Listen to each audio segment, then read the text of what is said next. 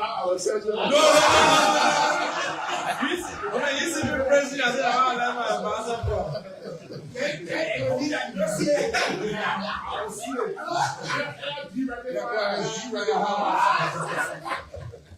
Communication from the House of Representatives. The Honorable Liberia Senate Open Session. Capitol Building, Capitol Hill, Monrovia, Liberia. Honorable Pro Tem and members. I am the Honorable Director of the Honorable House of Representatives in session. The forward year to archive Horses in Growth Bill number 2 entitled an act to establish the Liberia National Rehabilitation Commission, LNRC, passed into the full force of the law by the Honorable House of Representatives on Tuesday, November 11, 2025, at the hour of 14:09 GMT, through its regular session, and hereby request your timely concurrence. Please accept Honorable Pro Tem and members the renewed assurance of my Harris is sincerely yours, Gabriel N. Sire, Chief Clerk. First one. The second one. The Honorable House of Representatives. The Honorable Liberia Senate in session. Capitol Building, Capitol Hill, Monrovia, Liberia. Honorable Pro Tem and members. I have the honor by directive on the Honorable House of Representatives in session to forward yet to attach Horses in Growth Bill number 1 entitled and I ratify the financing agreements. Additional financing for the South Eastern Corridor Road Asset Management Project, SICRAM. The above mentioned bill was passed into the full force of law by the Honorable House of Representatives on Tuesday, November 11, at the hour of 14:09 GMT, during its regular session, and hereby request your timely concurrence. Please accept Honorable Pro Tem the members the renewed assurance of my Harris 16. Sincerely yours, Gabriel N. Sire, Chief Clerk. Two instruments? Yeah. One by one. They don't have loan. They are all How many parts they want to? Okay. so that I think we pass the rule. So the motion will consider that. Yeah. Now, two different institutions from, two different communications from the House of Representatives. Part of the like to speak up China. The President of the Senate distinguished colleagues, I move that the second that the communication referring to establishing a rehabilitation commission be turned over to the Committee on Judiciary. And the one that was doing it alone, be turned over to the Committee on Ways and Structures.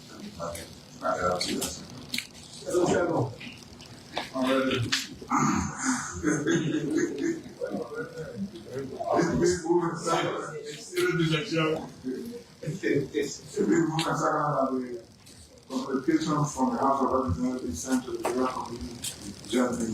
Are you ready to move? My readiness is to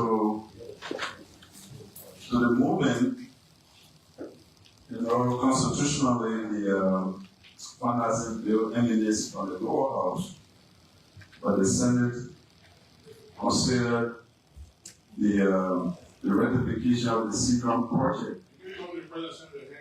Yeah, of the SICRAM project, and I think it was approved.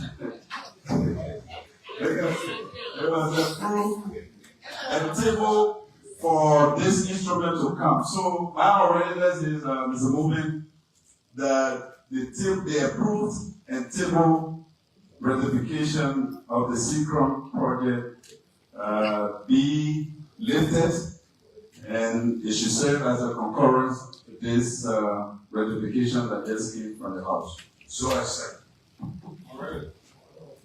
I'm ready for me to ask everybody. Just on one part of readiness. I'm ready to vote. Sticking to his motion that the community judiciary compares what came from the house before you do compare why it is different version. So because we pass it, they have passed it, there's a need.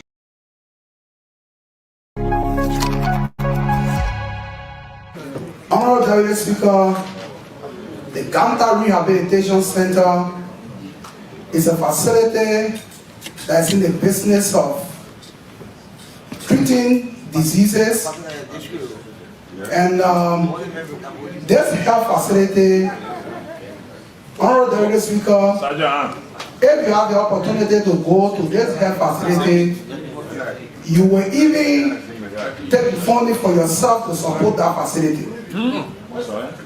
This facility, the patients that is brought to the facility is not like an ordinary hospital where you treat patients for just 1 week, 2 weeks to go. The patient will be there for sometimes 1 year, sometimes 6 months. And the TB in question, the tuberculosis, is a disease that you cannot be among people. Sometimes people are neglected by their family based on the kind of diseases they carry. And some of them will go there by themselves without even family helping to carry them there. This facility heavily relies on donor funding, but as you may be aware, the donor funding is drawing down. The facility in question, the roof are all leaking. Patients from the facility have blocked the road leading from Ganta to Sanikoli town without number. Let me appreciate the Nimba County Legislative Corps for their intervention sometime when the road is blocked. Let me appreciate the county administrations. At one time, I remember when the former Senator Kennedy Manaie Bongo Way was asked to go and speak to those patients to leave that road. In the year, the people blocked the road over 3 times. It became a serious embarrassment. This facility in question do not just treat patients from Nema, it treat patients from across Liberia, including Guinea and Ivory Coast. Honorable Speaker, the staff at the facility, they are about 69, only 10 employed, 59 without benefit. The nurses at the facility, they are like a prepared soldier that is trained and sent to the battlefront without arm and ammunition. Their life is in danger to the extent that they do not even have a surgical glove. They do not have the drugs to take care of those patients. They have the readiness to take care of the patient, but they are without drugs. Honorable Deputy Speaker, it is very sad to see Liberians who cannot afford for themselves to be living in such a condition. Honorable Deputy Speaker, it is important to understand that we are their leader. If we don't speak for them, nobody will speak for them. True, so true. And I'm also asking the body to please consider this sorrowful facility. The facility in question do not need $1 million to survive or $200,000 to survive. But they need a budgetary support that they can rely on annually. That they can base all their financial burden on it, whether reduce it or not, it must be consistent. I know with this communications, it touched all of you have that a facility within Liberia that is in the business of treating such patients is suffering from financial support. So I beg your indulgence that this communication be accepted and this facility be placed on government budget. Thank you. Thank you. District number 5 have 5 clinics. The Biarato clinic, the Yaoblore clinic, the Depura clinic, the Buto clinic, and the Blare clinic. All the 5 clinics refer their patients to the Zoga Medical Center. The Zoga Medical Center was built by one of our citizens by the name of Dr. Peter Wiato. Honorable Speaker, I remember in 2011, this facility was the only referable facility in my district. When the care motor was leading from Biaratuo to Biblo, there was an accident that over 18% broke their legs. When this hospital was still financially equipped, they used their ambulance and they brought all of the patients and none of them lost their life. But I can assure you, Kapapi, if such an accident take place in my region now, all of them will lose their life because of lack of medical support. Honorable Speaker, I'm asking this ballot to please allow the Zodia Medical Center be placed on a budget line that the people of District Number 5 can receive a good health care. As you may be aware, my district is among the districts that contribute heavily to the Liberia economy. The cocos that is flying from here, 80% of the cocoa are from my region. Honorable Speaker, my district will really need the support that this district can live because of you as a leader, you are president today. In line with the second reading of my communications, the communication spoke about electricity. Honorable Speaker, as you may be aware, in this modern day, 70 to 80% of our life depends heavily on electricity. District Number 1, Kanta, have electricity. District 3 have electricity. District 7, that is representative, which is the co-presiding city before you, beside you there, have electricity. These people, they are farmers. Most of our food depends on the freezing food like Costora. We cannot afford to maintain any of these things rather to come to bar to purchase those food that is needed. Honorable Speaker, Honorable President Musa Hassan Belete, who is aware of all of what I'm saying, I beg this ballot. Thank you. Thank you. Thank you for relevant communities, ways and means and community on earth. We encourage the community on ways and Senator Johnson was one of our colleagues, and through that he strive to build a university.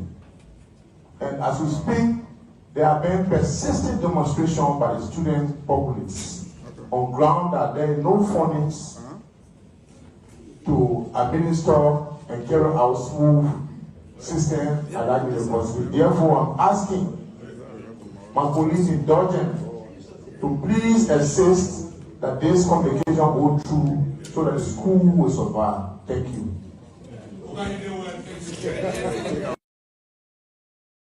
And so, good evening, folks. Welcome this evening to BKS TV and welcome to the most famous hit out program here on BKS TV.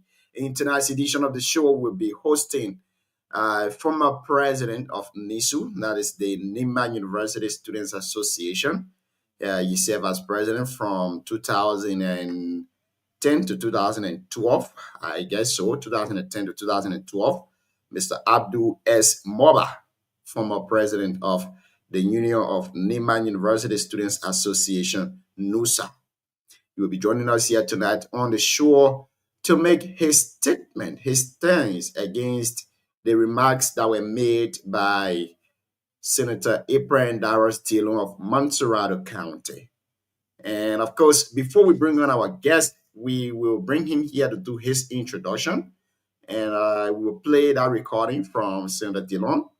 Then we will start the conversation from there. But before we do that, yesterday we posted on our platform, those of you who've been following of late, that you should grade our lawmakers of NIMA and the 9 lawmakers, the 9 representatives of NIMA.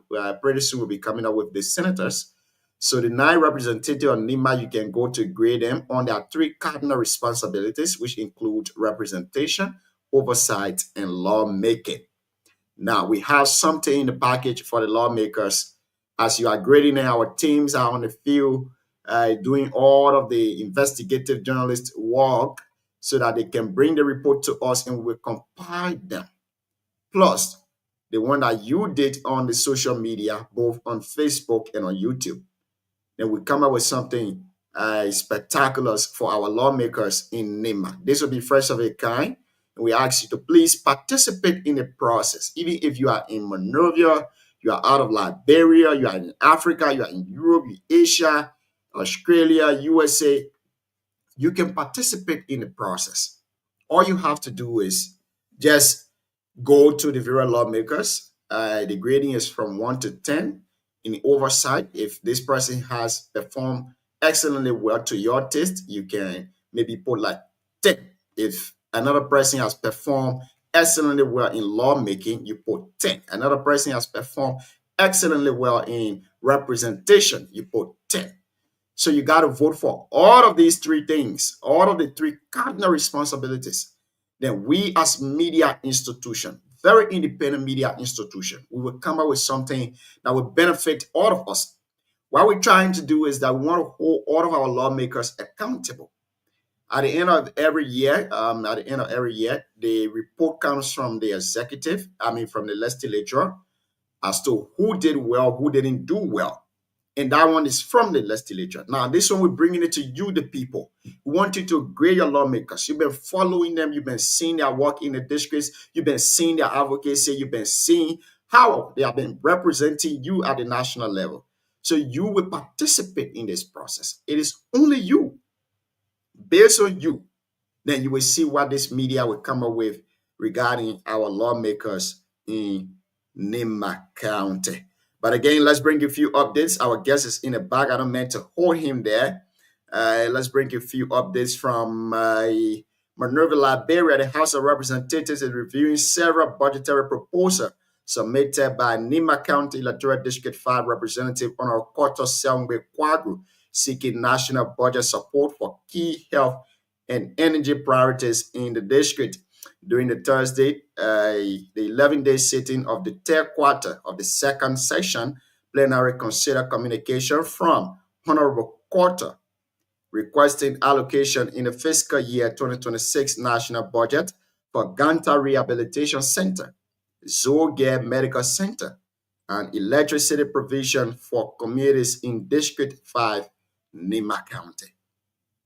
This is a great news, a really great one. Now, let me be the first person to appreciate Honorable Koto. You know, when you become a lawmaker, you are not just the lawmaker of your district, but you represent the people of Liberia. So when you deem it necessary that you think your oversight responsibility can chip in there, I think it's necessary you do that. Hailing from District 5, representing the people of District 5, but also offering a bill, a communication for the Ganta Rehabilitation Center. The Ganta Rehabilitation Hospital, it means a lot to us. It means a lot to NIMA people.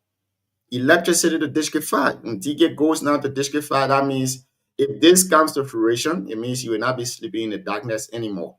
A little house you build there, there'll be electricity. But I don't know which kind of electricity. Are we talking about the solar panel that politicians regularly divide, or we trying to get in partnership with the Ivorian government to get something from Ivory Coast, Chubuto, and then the people of District 5 will get it? I don't know that yet, but I must appreciate him for the communication, and I hope and pray that the House of Representatives will concord with his communication so that this will impact the people of NIMA, the people of District 5 too as well. Now let's bring you this other update and we go to DK very shortly. The government of Liberia, through the Ministry of Public Works, has officially approved the construction of the Jaw River Bridge by the Citizen Movement for Change of Representative Musa Hassan Belete.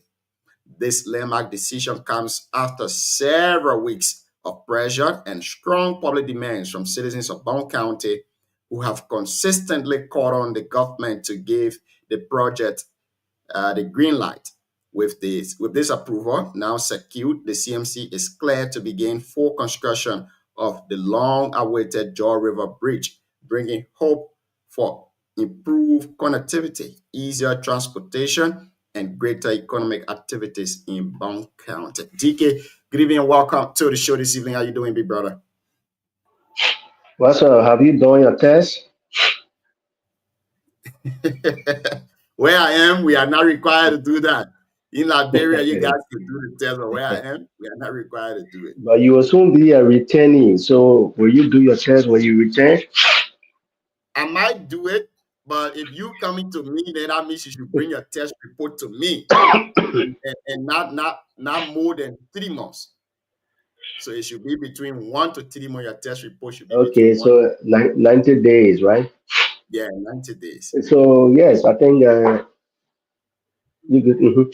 I listened to the representative, the Booyah representative, which is good. But if I have the opportunity to advise, they call it filibustering on the floor. It's different than doing the actual work. It can be a very good flow factor that he has started already. But in the budget allocations and those meaningful things that he thinking about to happen in Booyah or in Ganta, those things can be achieved not in session. Those things can be achieved not in session. Nobody, including VP Kuhn, who claimed the ladder up to that level, will not tell you that. That particular advocacy is very good. It's a very good beginning for him. But those proposals that he eloquently presenting in session with colleagues is nothing can be achieved in session. When you have that proposal, putting it into writing, just imagine there are 73 lawmakers. And so those 73 lawmakers, everybody has similar demand than what our dear lawmaker had. The best you can do that what in the house the people will say that what they call lobby, that what they call building cell, building interpersonal relationship. I don't know how well connected he is with the host leadership. So you meet them, those men with me and find out those in leadership. Tell them, even if you are not achieving all, say we have 5 clinics in Booyah with one medical center. You can say at least you'll put 25 there. But after the gospel in sessions, you just say A and you'll be part of the loud talking people in the place and people who don't talk at all that work behind the iron curtain will achieve that. So if I were closer to him, have an ear, I will tell him, get to P. Marjorie, who is the chair on with me and finance, get to the host leadership, build yourself, build your connections, and those proposal work behind the scene. You will achieve. If not all, you will achieve some. But on the floor, you will make all the laws. You will present all the good people, all the debate. At the end, it's a different, even around the world, in America, in Great Britain, everywhere. Filibustering on the floor in session is different than getting the work, the actual proposal that you want to be passed behind the scene. So it's a very good idea. You need to go beyond sitting behind the marketing sessions and doing a brilliant presentation and work with colleagues behind the scenes. That would be my advice to him. Other than that, my cousin is here. I will not be hard on him, And when you're gonna be here, you're gonna family. My cousin is here today, so I'm excited. I'm excited about cousin. Cousin, have you done your test? Greetings, sir. I'm not coughing at you, man. Yeah, that was Again, folks, we like to say welcome to the show this evening. Like DK just said, I think Honorable Koto has a very good relationship with the House leadership. You can see from the picture the introduction to the president, and the speaker standing in one photo. I think there is something beyond just a picture. In less than 3 months in a house, you sending communication. You know what you're depending on. Other people will say I take 6 months as probational era, but in less than, let me say, less than 2 months, and you're sending a communication, that means you got strong backing. But again, we'll come back to that discussion. John, the way the horse went, all lawmakers are entitled to sending our lawmaker like he can send communication every day. I mean, and I'm okay today for guy guess. The way the horse went, your lawmaker can send communication. But again, Adu is here. Cyrus will be returning soon. Let's hear from them about their status, including our December.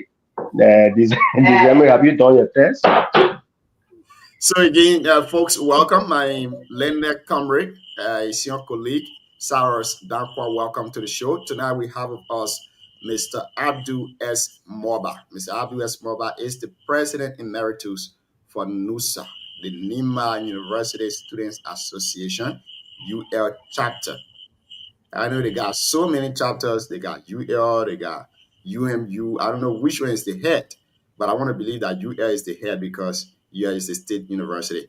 Mr. Abdul served as president for NUSA from 2010 to 2012. Tonight, he joined us on the show to make his assertion regarding the statement that was made by Montserrat County Senator Abraham Darius Dillon in section on the 18th of this month.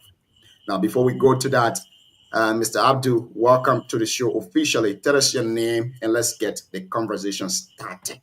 Your professional history. Can I give real quick thing there before Abdul does his introduction? I want to take this time. I'm looking for some of our pictures here to show up, but I will show it later on. So for those of you who don't know, Abdul is one of the pillars, one of the founders of BKS Foundation. Abdul and the late Dante were the two that actually founded this foundation in Liberia, dating way back to pre-Ebola time. And he has always been there for this organization, both financially, his time, effort. He has been there making connections for this organization, connecting up with so many people that he knows. That was way before he could even be to where he is today. So Abdul has been one of the reasons that we are here today, be it the foundation here in the U.S. and in Liberia. So I just want to take this time to say thank you to my brother because of the work that he put in. He believed in the dream from the start.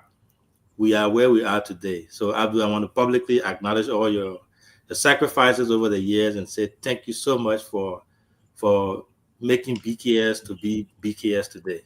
And God bless you, your family, your children, and everything that you do. Thank you.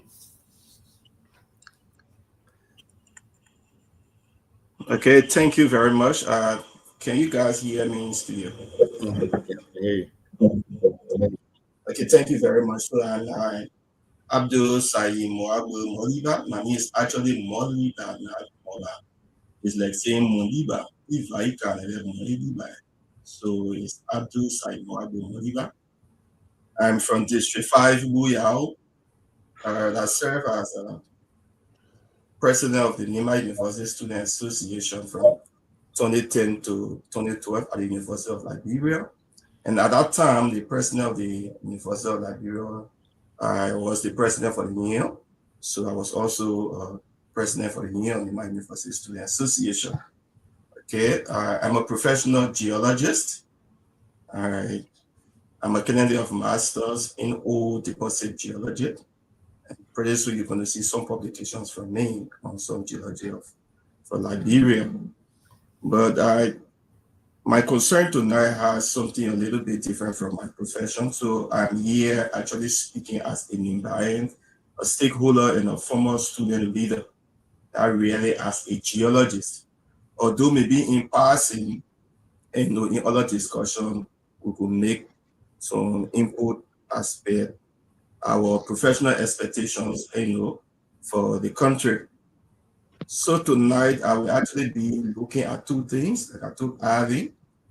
I'm not here to discuss Delon as an individual.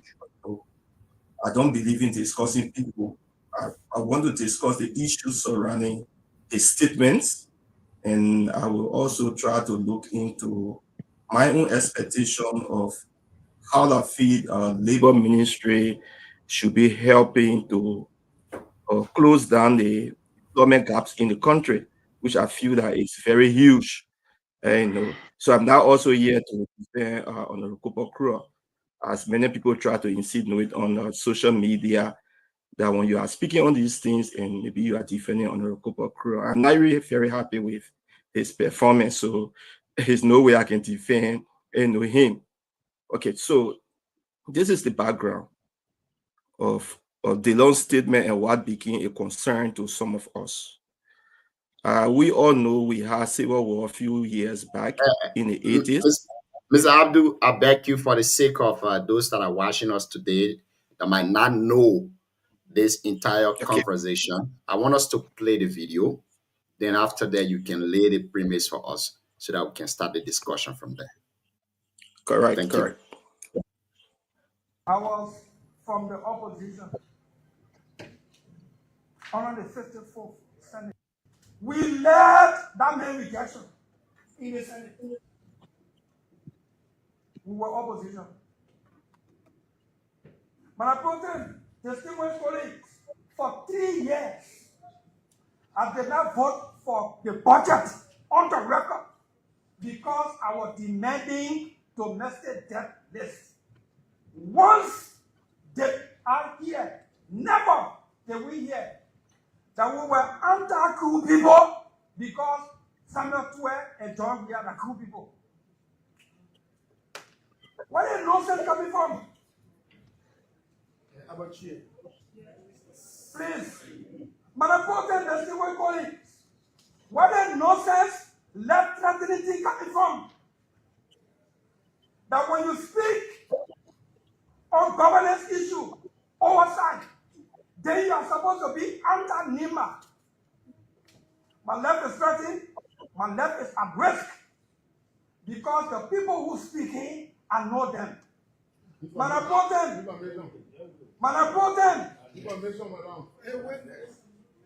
it's not a NEMA thing, so it can't be interaction with. Madam President, the Minister of Public Works must be brought before the Senate. The Minister of Labor, I want to make a case. If it makes sense, okay. If it doesn't, fine, I can live with it. The Minister of Labor did not go to his house to make a wild allegation to the effect that he was nominated by President Joseph Newman Waka to be Minister of Justice. His communication, his nomination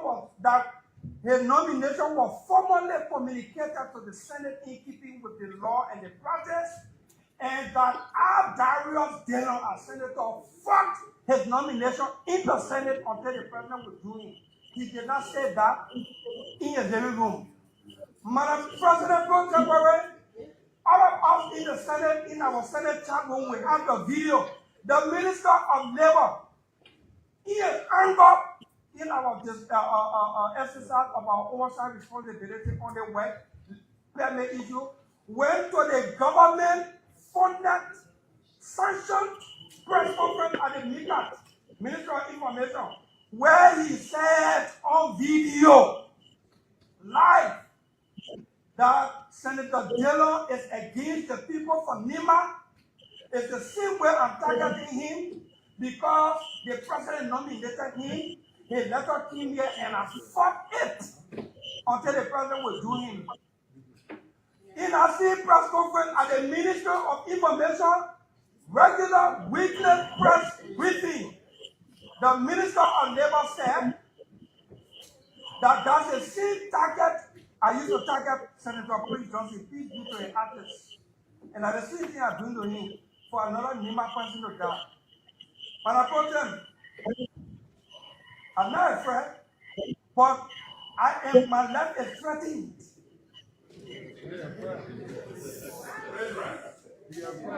Your life can be threatened while you be in front of the threat. You understand?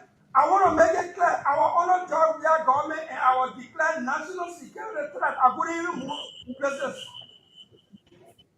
But the reason I'm making all these statements in this chamber is because all these things are happening. When the labor minister came here as a nominee, he sat there and I asked him about work permit, what we do about work permit to give our people jobs, and he committed. And I told him that I will vote for you so that after 6 months, you can give us what we're doing on the work permit issue for our people to get jobs. And in the exercise of that duty, when I confirmed that labor minister and I did my protest distinguished colleagues, I want to make it clear that he was not a cool man when I confirmed him. He was not Bassa. He was not VAR. He was from Nima when I confirmed him to be Minister of Labor. So my questions on his performance, especially when it has to do with work permit issue, cannot be now that because he's from Nima and Yoman. Let me go further. In the sanitary room, I put a video. The Assistant Secretary of MDR, who is a staff at the Ministry of Labor, went on the radio in Nima County to rally Nima County that I killed Queen Johnson. And I want to kill another Nimaya again. My brother, the same colleague, Mr. Sandra Day, is the Deputy Director of Communications at the Ministry of Labor. He and 2 other quote-unquote civil society institutions issue damning statements against me. He is the Deputy Communications Director at the Ministry of Labor. Madam President, the minister has said MDR, the people who talking on their own, MDR itself has spoken. Everything the gentleman said to the people of Nima, in Nima, on the radio, that I'm doing everything to frustrate Nima from becoming president. I'm undermining the rescue government unity, and I'm doing it because Labour Party is all kinds of stuff. The gentleman said all of those things, and in MDR official press conference, all those things are enumerated there. The Minister of Labor himself had gone to government platform to say these things. He's the chairman of MDR. MDR Deputy Secretary has spoken. MDR herself has spoken. What only the work they're making today is Nima physically. When I fought here for us to do domestic debt, even at that, the CDC government did not say after cool people. But what happened today? After audit of domestic debt, officially the GSC reported that the government should not pay $704 million in domestic debt on verified claims. Imagine if we are not fought to bring domestic debt issue to life. Book of claims. This is not job. This is no job. You got overzealous people. They'll do anything. So I'm asking the Senate, and let me close. I'm making a case for Mr. Eugene Fagon to be brought before the Senate. Because what he said that we have on tape, video, in our chat room and on social media was not against Senator Snow. Was against the Senate. Was against the Senate. At this point in time, Liberia has seen plenty quote-unquote heroes. But by the time they die, they are forgotten. Especially all kind of ways. My life is threatened. I'm serious about this. I have no negative will toward Nima. I just committed my vote. All my colleagues here know I hardly do that. To commit vote in advance, especially doing confirmation here to somebody. I committed to Martinez Timber last week because he performed, he convinced me that he can be a good minister of mines. I committed that vote. He's not from Grand County. He is not from Riverside or Sino or Grenville. He is from Nima. Senator Taylor, I could be lying down one day. I know those people that are talking. During the war, when war started from Nima, everywhere a Nima man who had gone enter, he said, "Baba, because he expected everybody to be from Nima." I know them. I know them. I know them. They will say that they will defend one another. When you put it there, then they That's it. I think you listen to the video now. For those of you who haven't seen the video, that's it there. But again, Mr. Abdul S. Maluba. So, Yeah, just maybe they call you Abdul. Abdul, what's the issue? Thank you very much. So it is a sad moment, especially hearing the last phrase that he used. And I see it as an incitement. Like I was trying to lay the premise that we went through 14 years of civil war in this country. And that war started with just a disagreement, or what in Liberian we call beef, between two persons. That was General Thomas Kuyimpa and Samuel Doe. That issue had nothing to drag the people of Nima or the people of Grand Jide into it. So as intelligent beings, as human beings, we should take on people as they are and not drag them. And for me, I think Senator DeLong continuous attack on Nima insinuates that he may have some hate. That's how I see it. What do I mean? It's not only about the Copper Cross issue. I can give you instances. Okay? The Prince Johnson War Crown Court is something that everybody knows about in Liberia. And since Prince Johnson died, we're not hearing any push for War Crown Court by Senator DeLong and other people. I don't really want to dwell on that. Recently, during the confirmation hearing of the former Minister of Mines, Minister Wimape, Senator DeLong made a similar statement again. And the statement he made to Wimape was that, don't you think that when we confirm you, you're going to make the Ministry of Mines Nima Kante and floor the play with all Nima people? I think that was a demeaning statement that he cannot do, or he has not been doing, to other people from other countries. Like he said there, again, current Minister Martinez Tingma, doing Honorable Tingman's confirmation, DeLong again made another demeaning statement. He tried to pull it in the opposite way by saying, "Oh, I'm giving you my vote up front. It's something that I do not usually do, but I'm giving you my vote now. You're not saying you're from Nima, but when you do something wrong tomorrow, when I try to get to you, then that when now will know say you from Nima." While always trying to attach the county to individuals. When he's confirming Basa people, he don't say that. If you confirming Krupu, he don't say that. But every time there's interaction with Nimbayans, and he has to say that. Now, I listened to the TD recordings. I think I even sent Arvin the recording from Honorable Cooper Crow and the MDR guy.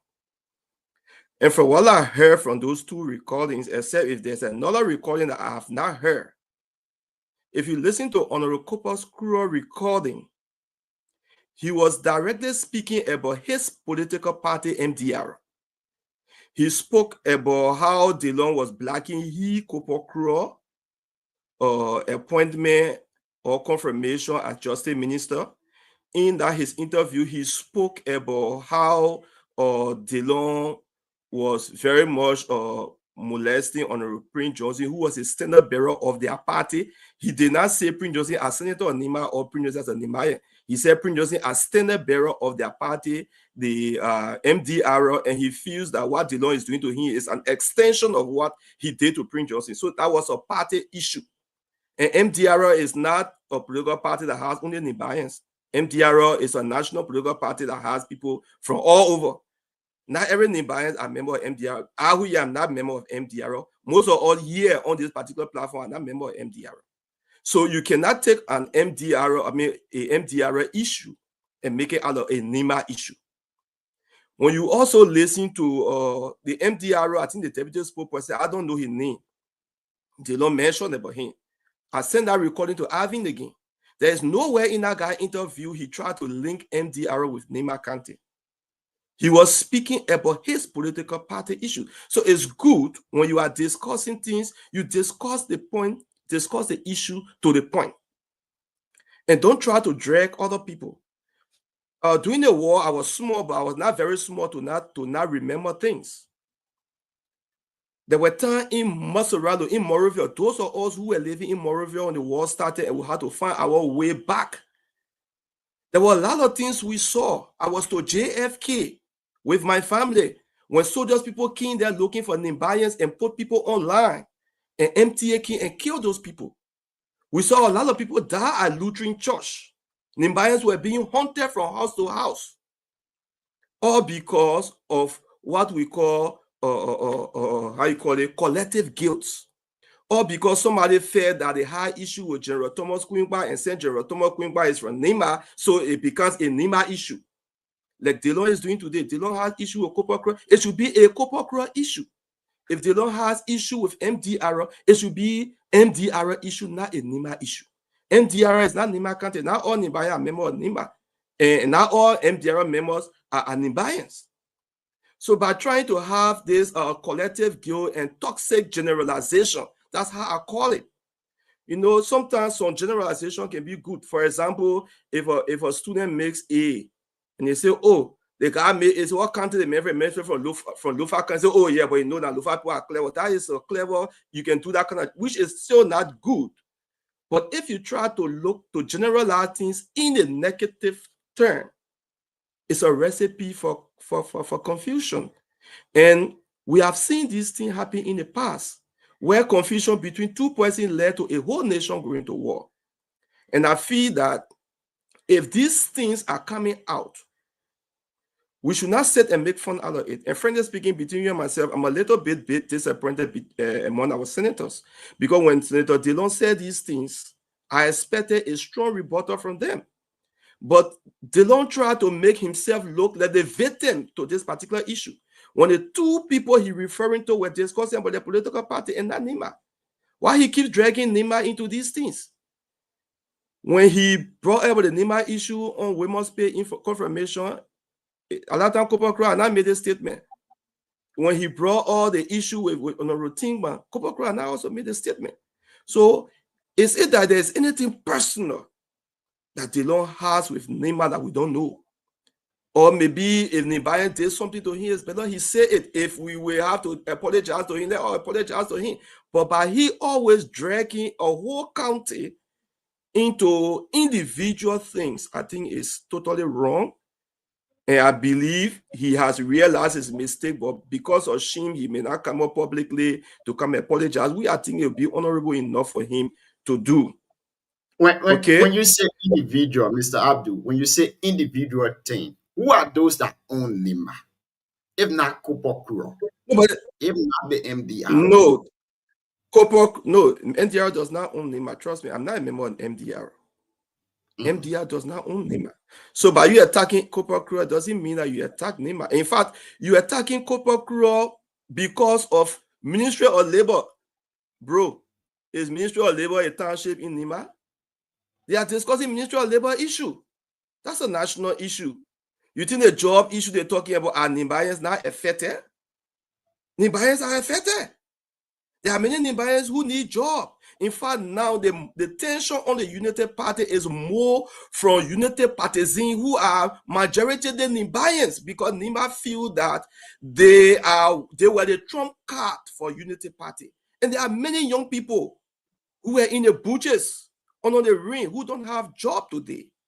So if a senator is speaking for Liberians to have job, he's also speaking in favor of Nimbayan.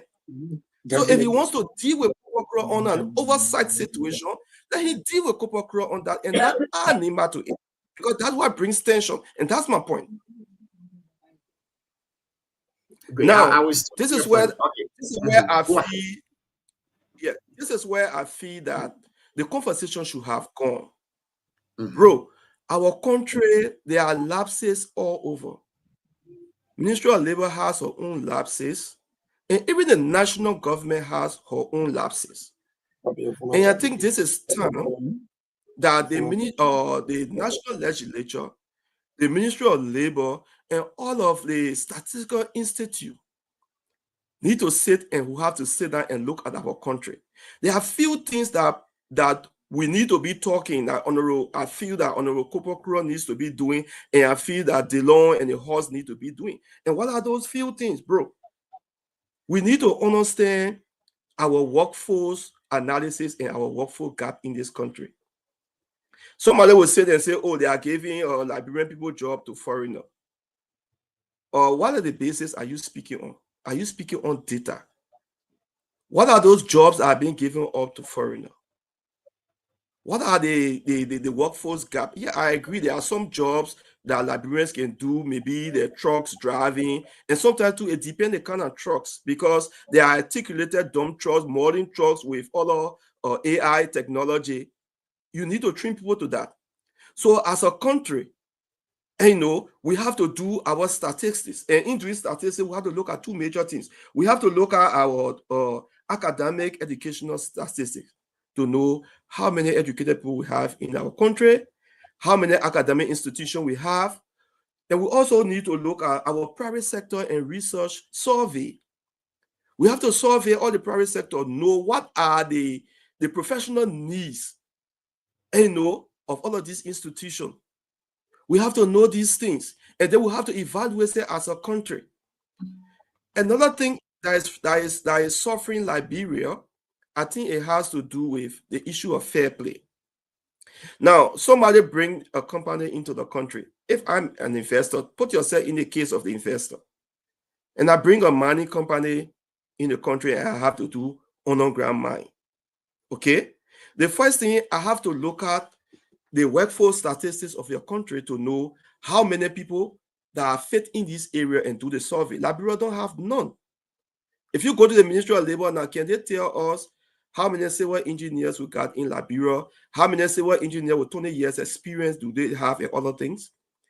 We leave it at the mercy of these people. Then, even worse of that, we have HRs who are Liberians, and they are responsible to recruit. During the recruitment process, we don't even send our best. We don't get our best people to give them to these companies. At the end of the day, we do things based, maybe Gion, you my little brother, and there's a position, and there's qualified person, but I had to select you because you're my little brother. You go to the company, you can't perform, and the company work should go on. What will they do? As far as they're concerned, they are using you as a yardstick for the whole country. Because you went through a regular process in their mind, they felt that you went through a regular HR process to be recruited, but then you have failed in the job. So the guy going to bring somebody to do his job. And this is one thing that I think Liberia needs to go. Every time in the nation, it has its own attributes. Now people will say, oh, Lamco, Born Mines, those days, there were many Liberians working, people were sent out of the country for training and other things, and these things are not happening today.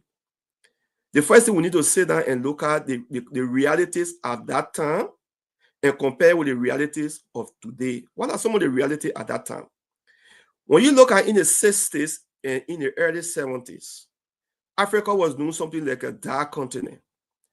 the population growth of the whole world was far less. Even when it comes to academic qualification, country by country, today, the number of educated people in America, Germany, and other areas, were not the same number of educated people in America at that time.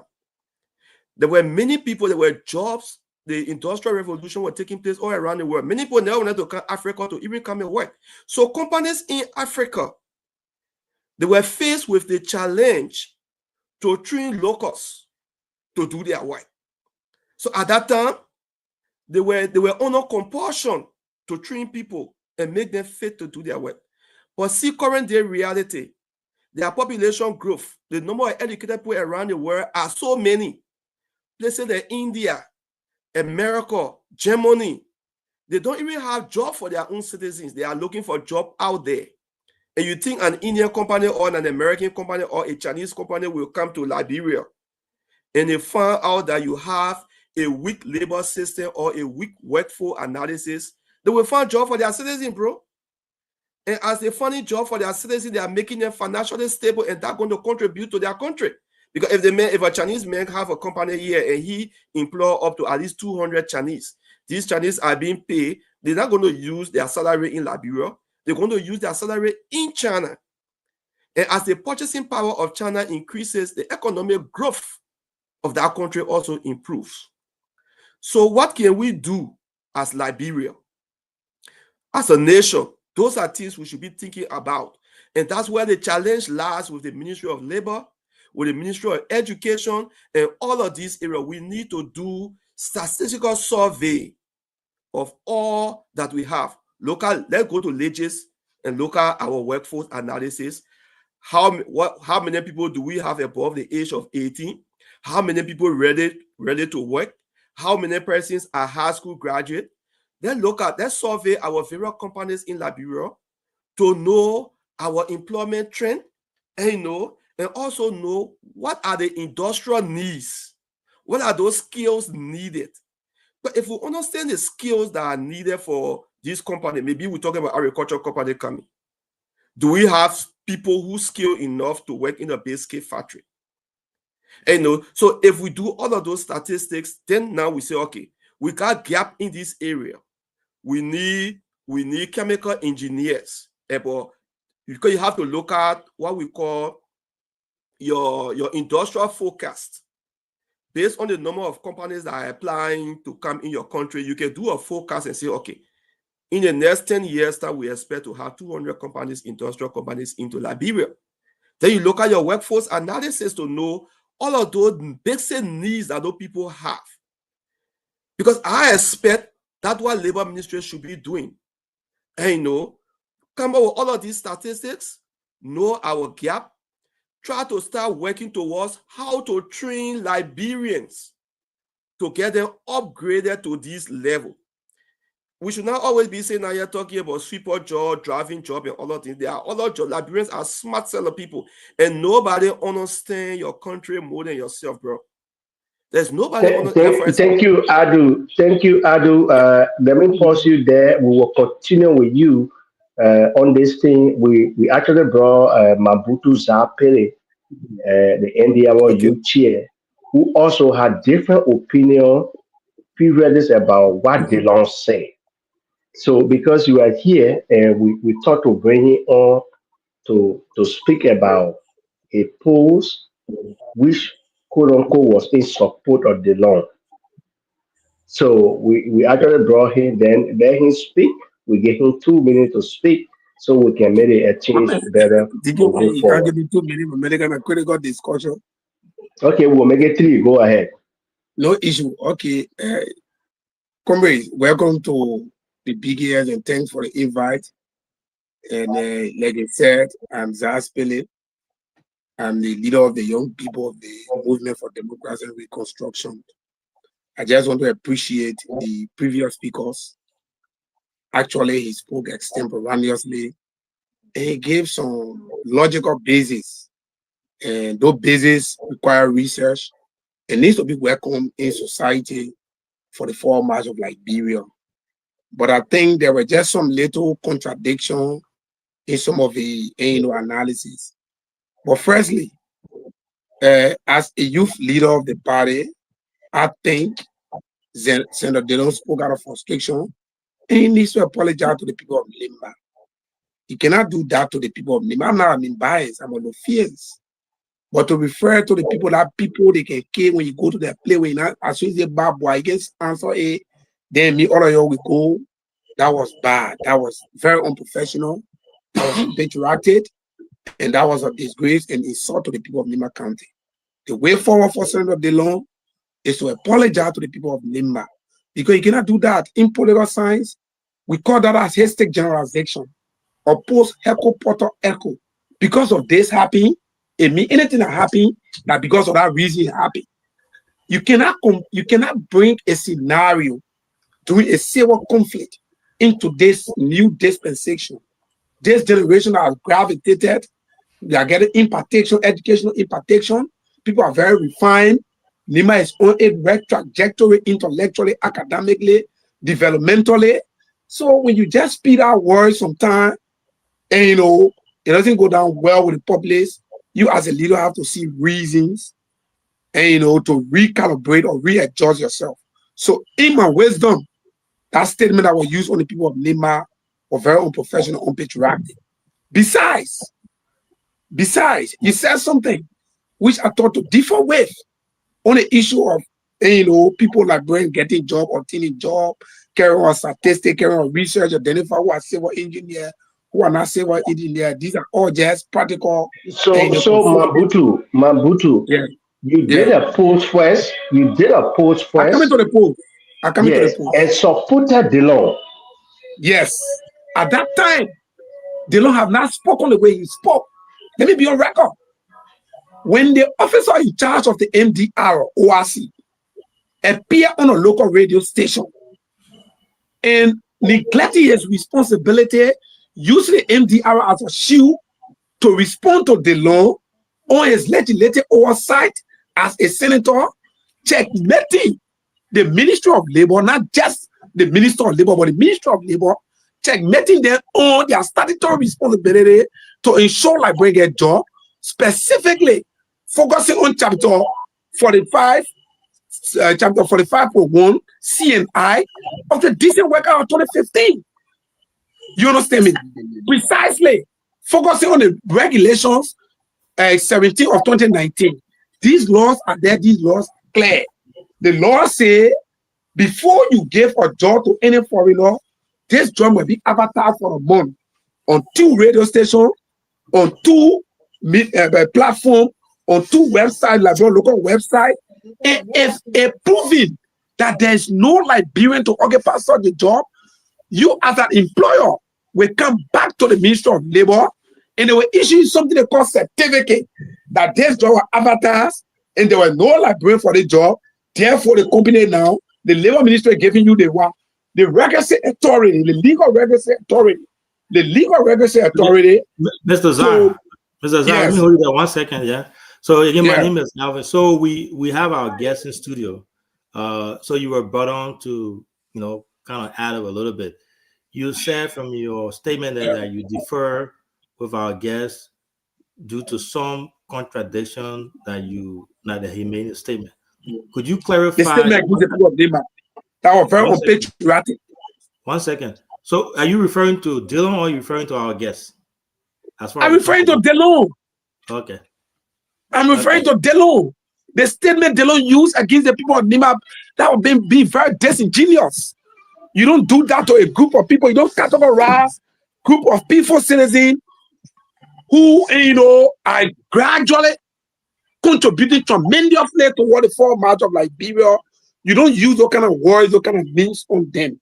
So in my wisdom, it was unfair. Besides, DK just asked me the questions. My previous post, I posted weeks ago condemning a statement for the ORC that stated that Delon, in fact, Delon was the one who contributed to kill the late Senator Johnson. So I wrote and I said, if you have digested the post, I was very clear that it is uncovered. You cannot use our party MDR to be doing Labor Ministry work.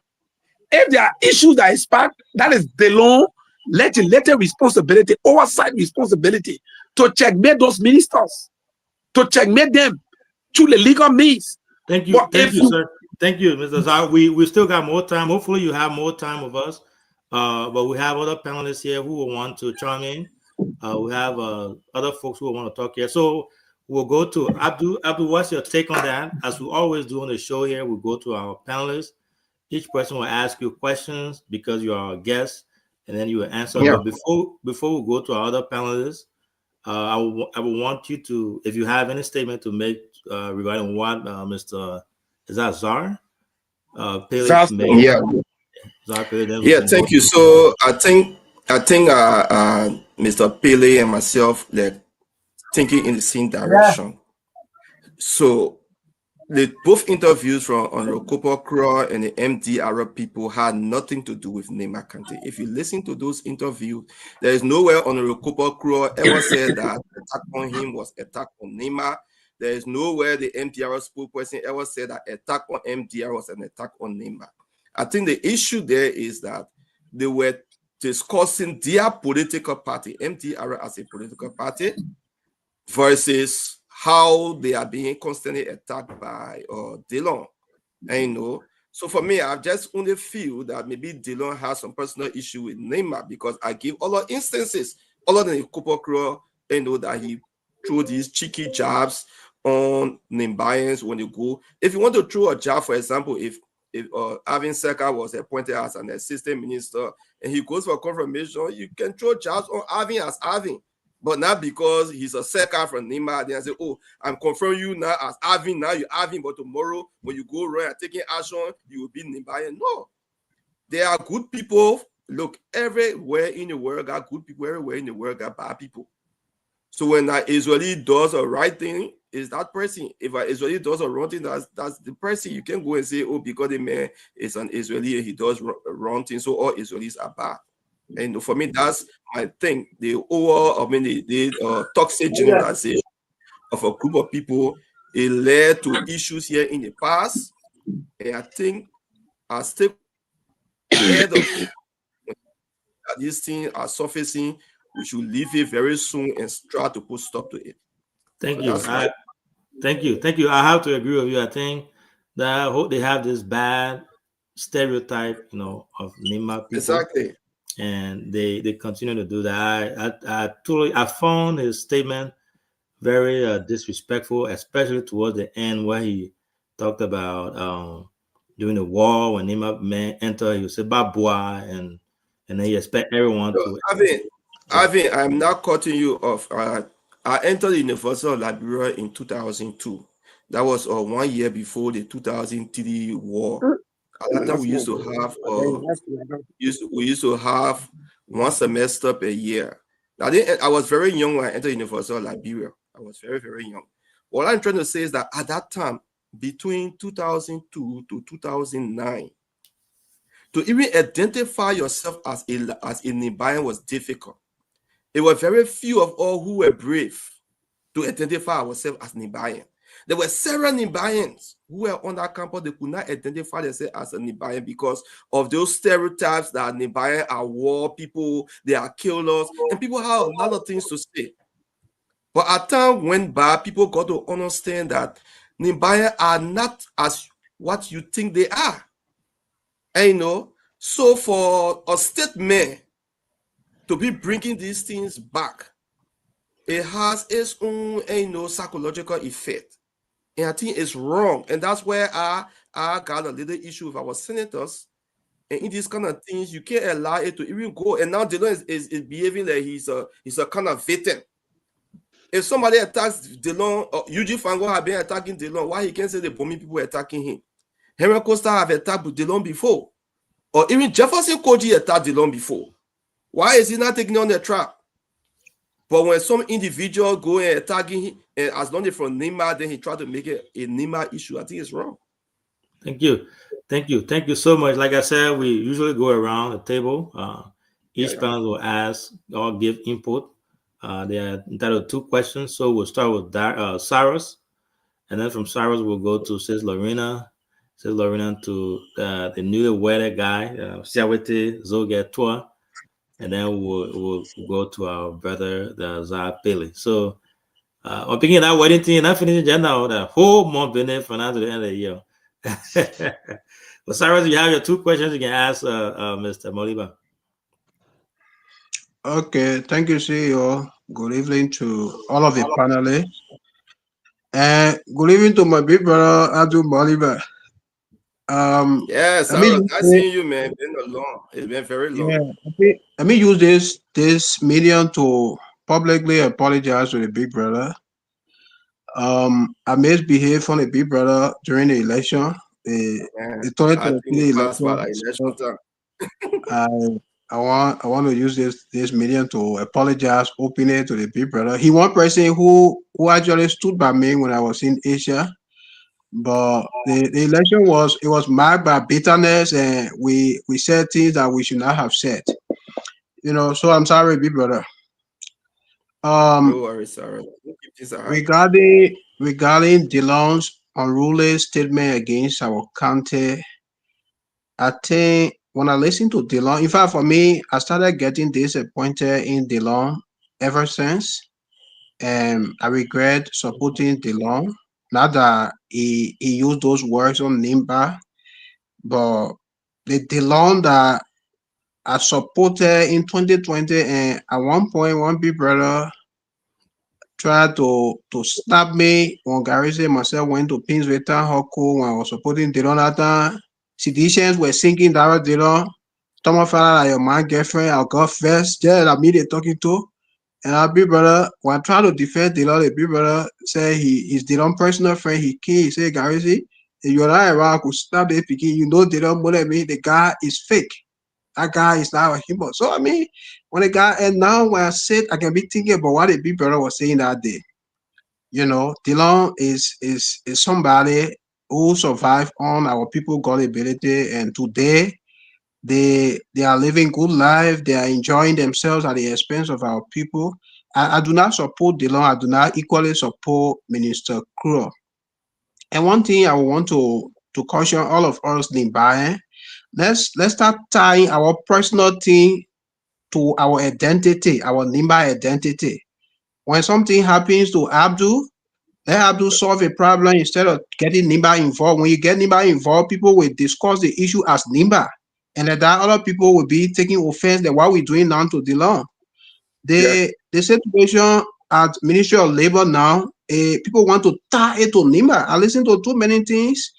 People will come to say, oh, Dillon is anti-Nimba. Dillon has been against Nimba from day one. This War Crimes Code thing, the push for War Crimes Code, I think it was not only Dillon involved. Myself here, I got involved.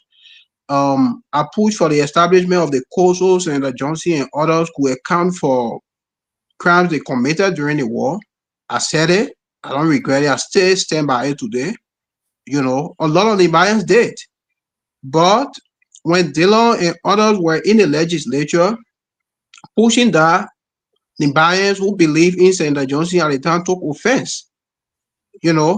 And this War Crime Code thing, you will not use it to deride at a leader like Dillon or any other person, any other leader in the legislature, because this has been what Liberians have been yamming for, to bring, freshness in the minds of people, for people to feel comfortable, because once people pay for their crimes, their actions, it brings relief to people. But I mean, the way Dillon does the advocacy, the manner informed, and for me, I want to assume that Dillon's general characterization of Nimba was based on how Nimbayans have been taking this issue. Other people, to see a better Liberia, Abdul can be my big brother. When he's on the wrong, I must tell him, big brother, you are on the wrong. It will not help our people. Sorry, you got a question or you making statement, right? No, I'm making statement. I just one statement I'm making. I'll not ask question. Now the first round. The situation at Labor Ministry now, in fact, is undermining the rescue agenda, because they campaign, the 2023 campaign, they base their campaign on job job distribution across the country for young people to increase unemployed to decrease unemployment rate. It was one of the key things they used during their campaign. And today the reality is not existing. Liberians are out of jobs. And you see those Indian guys will go to their country to bring people in to even be driver. It is not right. It is not right. Even though the way DeLong is raising the argument, it doesn't make sense at times. But let's also get to understand that it is not right. Whether or not this person is from Nimba is not the only county in Liberia. It is not just right. Once something is wrong, let's try to know that it is wrong. Or even if we cannot say it on public platform, when we go to Nimba, we can say it to people who are around the minister to say the things that are going on in the ministry, so and so things are not right. At least like that, Liberia will be on that path. But when Nimbayans do the wrong thing, we show our full chest, we defend our own, then we want to deride at other leaders from different counties, we will not get a Liberia we want. The statement DeLong made, it was not appropriate. And I think Honorable Koga and Yan should ask DeLong on the Senate floor to apologize to our people, or to make clarity that his statement was directed at individuals and not Nimba. That's the point I want to make. Thank you, Cyrus. Thank you so much, and I have to agree with you. Also, Abdul said something about that as well. I think the rebuttal from Yan, it was good, but I think it was soft. It was almost like, my friend, my brother Abdul did something wrong to my family. Instead of me speaking out and defending my family and saying what Abdul did was wrong, I try to sugarcoat it and soften it as if I'm defending it. So I think it was soft. They needed to call him out right there, the way he was acting like this giant. And then after that, what really got me mad was he went up there, sat there, and he called on both our two senators. He called on Koga, and then he also called on Yan Toyen. I don't know what he said there, but I still think it was soft. They should have done more than that. But yeah, so it looks like Sis Lorena, are you still there? If not, then we'll go to the next person. Okay. Before we go there, Abdul, you got anything to add before we go to Siawate? Yes, I feel that it was a scheme between Senator DeLong and Senator Yombli on that particular situation you are speaking about, because they were speaking on the Nimba issue, and then Senator DeLong was called on to continue. Yeah. Oversight. Oversight. And for me, the oversight of the meeting. And I think this is where sometimes we miss Prince Johnson, frankly speaking. Prince Johnson, maybe he may have his own stigma about the war and other things, but he was tough talking, and anything that is wrong, he's going to leave you right there and put you in your place. And one reason we elected Honorable Koga, who is our own big brother from District 5, when the VP went around in Nimba encouraging people to elect Honorable Koga, the point he was pushing and many Nimbayans voted on is that we can have two diplomatic and soft people in the house. On ground that we all know that Honorable Yan Toyen, he will be more diplomatic, he will be soft too, but we need a fighter, someone who would be of the characteristic of Prince Johnson, that when anything pertaining to Nimba, he will speak strongly about. Yeah. We did not see that from Honorable Koga, and actually I felt disappointed. Although he's my big brother, I think he can learn from this. And we put him there because we needed, maybe if not 100% Prince Johnson, we needed an 80% Prince Johnson to speak on behalf of Nimba. Thank you. I agree with you 100%. So Siawate, we will go to you. Let us know if you have two questions or you make a statement. Really, it's not a question anyway, because we are all, discussing Nimba. Good evening, Adu. It's been a little while now. Yeah, you didn't marry man. welcome to the room. Yeah, and I saw something on Facebook. They said during Judgment Day, when you get to the gate, the injured going to ask, were you married? They say yes. Oh, you are already in here. Just go ahead. Sure. So yeah, I mean the youth leader now when we call the man youth chairman, he say no more youth chairman and he passed that age. So at that level now we're calling the youth leader. Yeah, definitely. Yeah, so I mean it's a pleasure to be on the show. Yeah, tonight. so I'm following the conversation gradually, and I think we are making significant impact to the discussion tonight, and it's very important for the survivability of the society and to integrate other people so as to we all can see ourselves as Liberians. There's a quotation that says the pyramid in Egypt. Man, you see. No, I was just speaking to you, you know. You can face the camera. Oh, sorry, comrade. Yeah, taking my tablet again. Yeah. Position the camera because we seeing the person behind you there. I'm a begin. You won't know how to do it. I'm making people behind me. Give me what I mean to my tablet. And that's safe for our audience. Yeah, so thank you. I mean, you actually make some certain point, and even Saros to Kimi as well. Like I said, I will not ask question, but I'll just elaborate a little bit because those conversations, like you said, is not healthy for our society. And Liberia, where we have come from, I would say we are very lazy.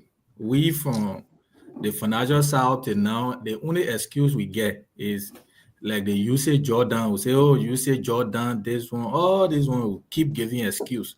So the damage that will cause, I say this to say the damage that will cause in Liberia through the Civil War, I mean, it made a country to be where it is today, and we are still fighting with it. So if you have an influential leader like DeLong, a senator in the House, I think if we have issue with the Labor Ministry in terms of the compliance issue, it should be documented and projected to the Liberian Senate to be discussed on the floor. I felt very disappointed, like you said. I saw on our tour, and for the first time, I mean, I tried calling them out there. I could not get them because I was very, very I was boiling in me. That's where we made Senator Johnson. You cannot have a senator who is always lashing at the people of Nimba. And when he made that statement to just go and, Senator Tuayen started to polish it before speaking to him, I felt a little disappointed, to be frank with you. And on our program, the same way, all, and it just left as it is. But on the overall, Liberians, we have to actually graduate from that kind of politicking and living and that culture. Because for me, for once at school in Rwanda, the people had 3 different tribes in our place. After the genocide, you don't hear anything about tribe, about this. Everyone, they are Rwandis. They only speak one dialect. So I mean, in the East, even in Tanzania, those are culture that people have adapted. But in Liberia, people make fun out of, and social science, it tell you that 3 things people don't play with: your religion, your church, and your family. That's why you see your tribe. That's why you see people. The war in Rwanda had to escalate the way it went, just to bring you back. The reason, I think those were some of the reasons that they did not make it to Senator Johnson's funeral, because he had guilt. The war that was fought in Liberia, it was all, at the expense of how people, misled leaders and all of that. And we went to that level. To just conclude, the Labor Ministry, if we want to, I mean, I'm not backing Minister Kura, but what is happening, you cannot give an entity or city, a revenue city, for example, under the budget, you give Ministry of Labor like 10 million. How do you expect them to raise the money? It is through work permit and other compliant funds. So if that is not done, they will not raise the money. So you give the man a budget sitting or less, some 10 million or 15 million. How do you expect that?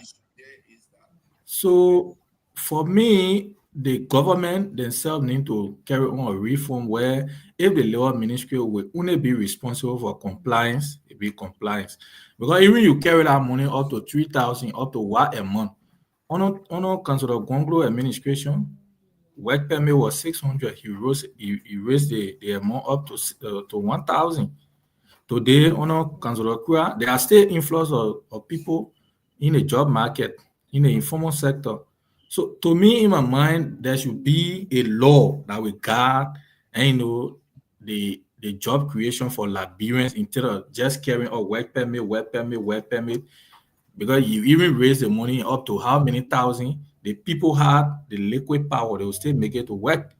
So for me, I don't see it as raising the bar, and the people who come in, they got money. So once they get the money, they infiltrate the system, they will get there. And mind you, our society is polarized.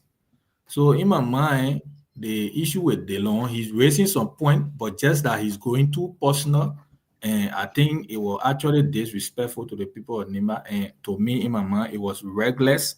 That statement he made with the pro-tem presiding, they could not say anything for him to retract that statement. I think the two senators will have to demand that to happen, and the civil society groups in Nima or pressure group will need to speak out to that, because we are decent people. In Liberia, we are not responsible for other countries being, and the way it is. So if people try to categorize us in that manner and form, like you said, that's how people used to just categorize Nimbayan. People don't want to identify with Nimbayan, or they don't want to identify themselves as a Nimbayan. And that's the same thing they are trying to create because of the political way power that we got in the country. But nevertheless, we that understand those things, we also need to educate the public and to remain calm, because you and myself we could intellectual last it, but we don't know how the normal Nima man will look at it out there. So I think it's important to create this conversation so that they will understand.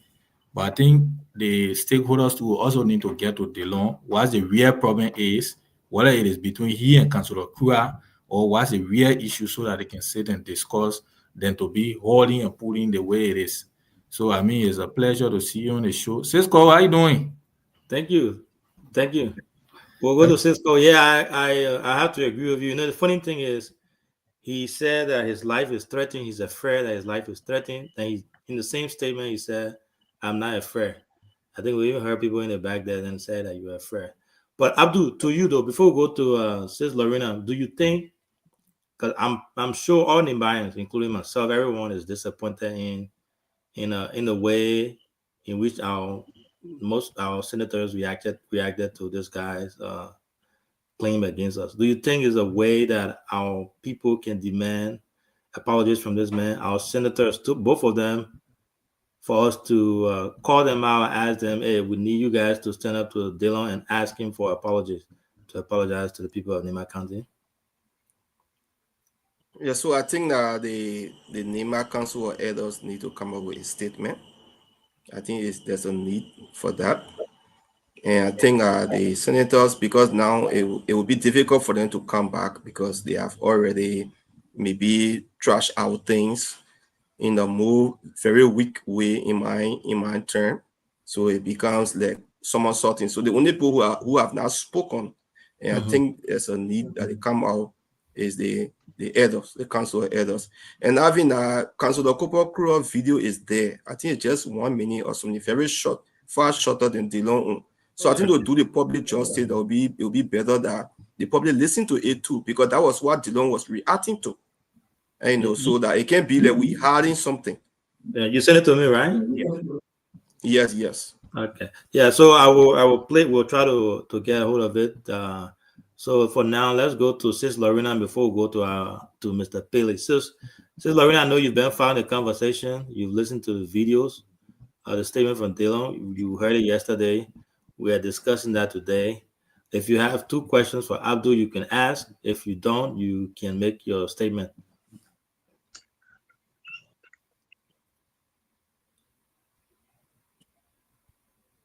You are muted. Okay, we can hear you now. Okay. So good evening to everyone on the panel. Good evening to Abdul, and good evening to Pele. Thanks for accepting our invite to be on the show.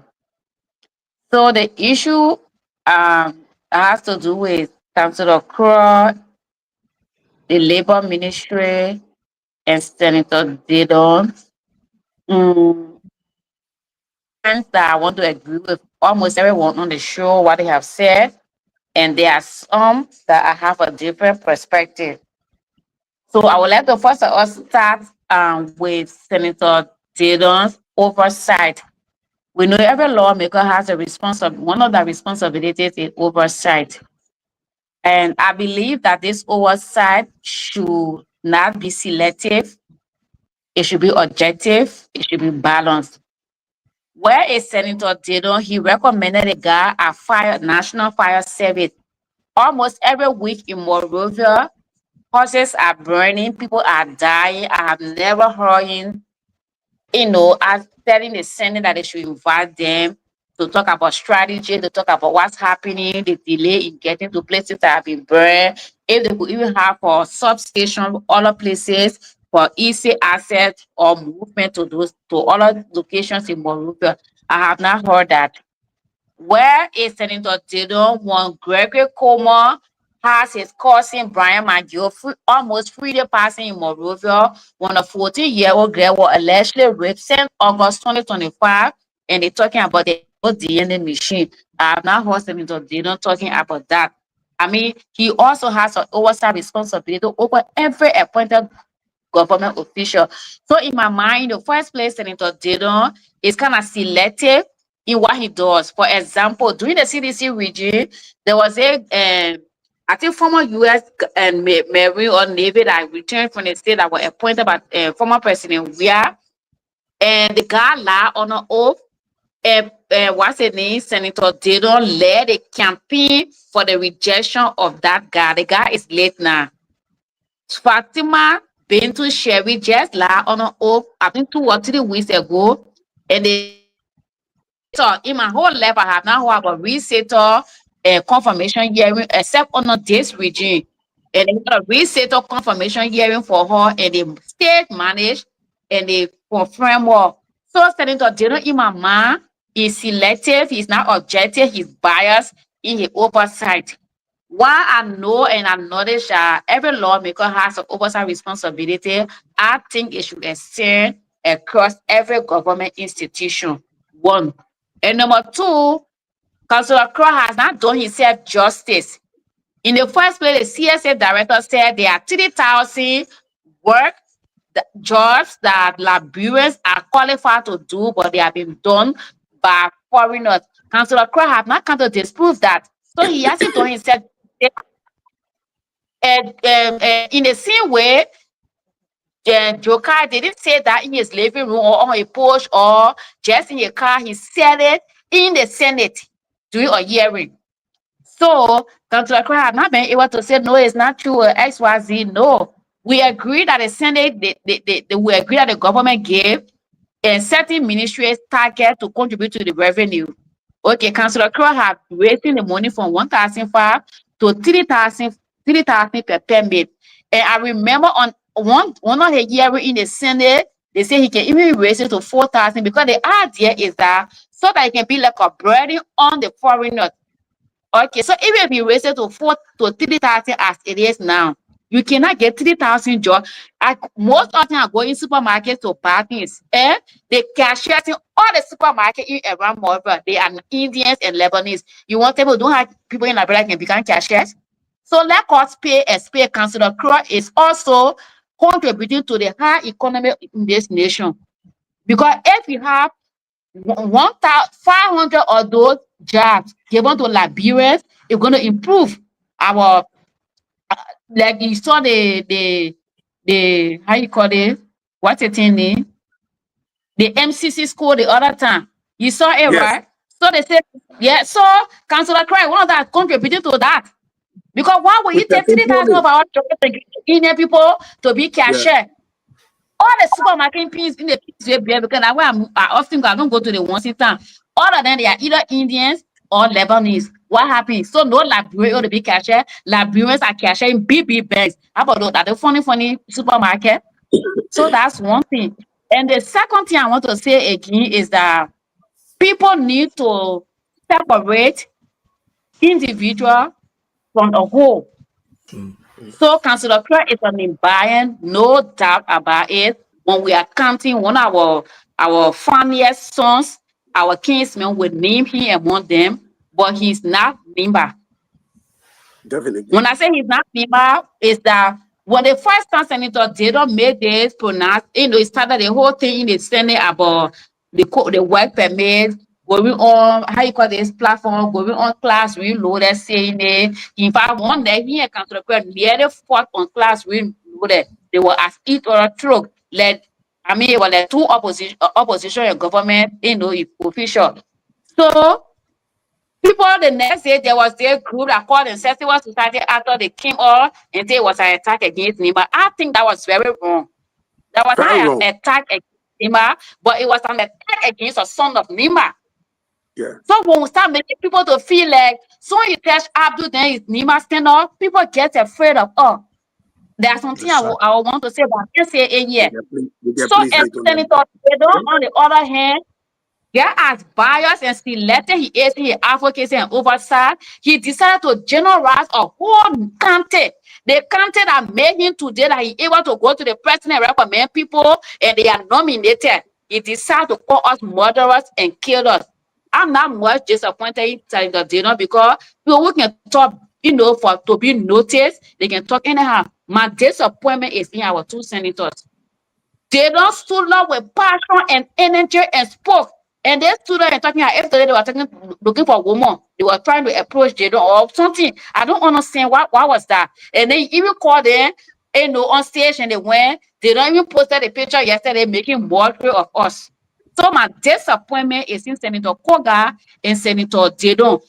Senator Twaye. And I even late, they should demand him to apologize to Nima for generalizing us in that way instead of talking to Councillor Crow and the fellow is on MDR party and he's working with labor ministry in the communication department. He's defending his job. He's afraid that if Crow loses his job, the new minister might bring new person in that position. So he's not talking for Nima.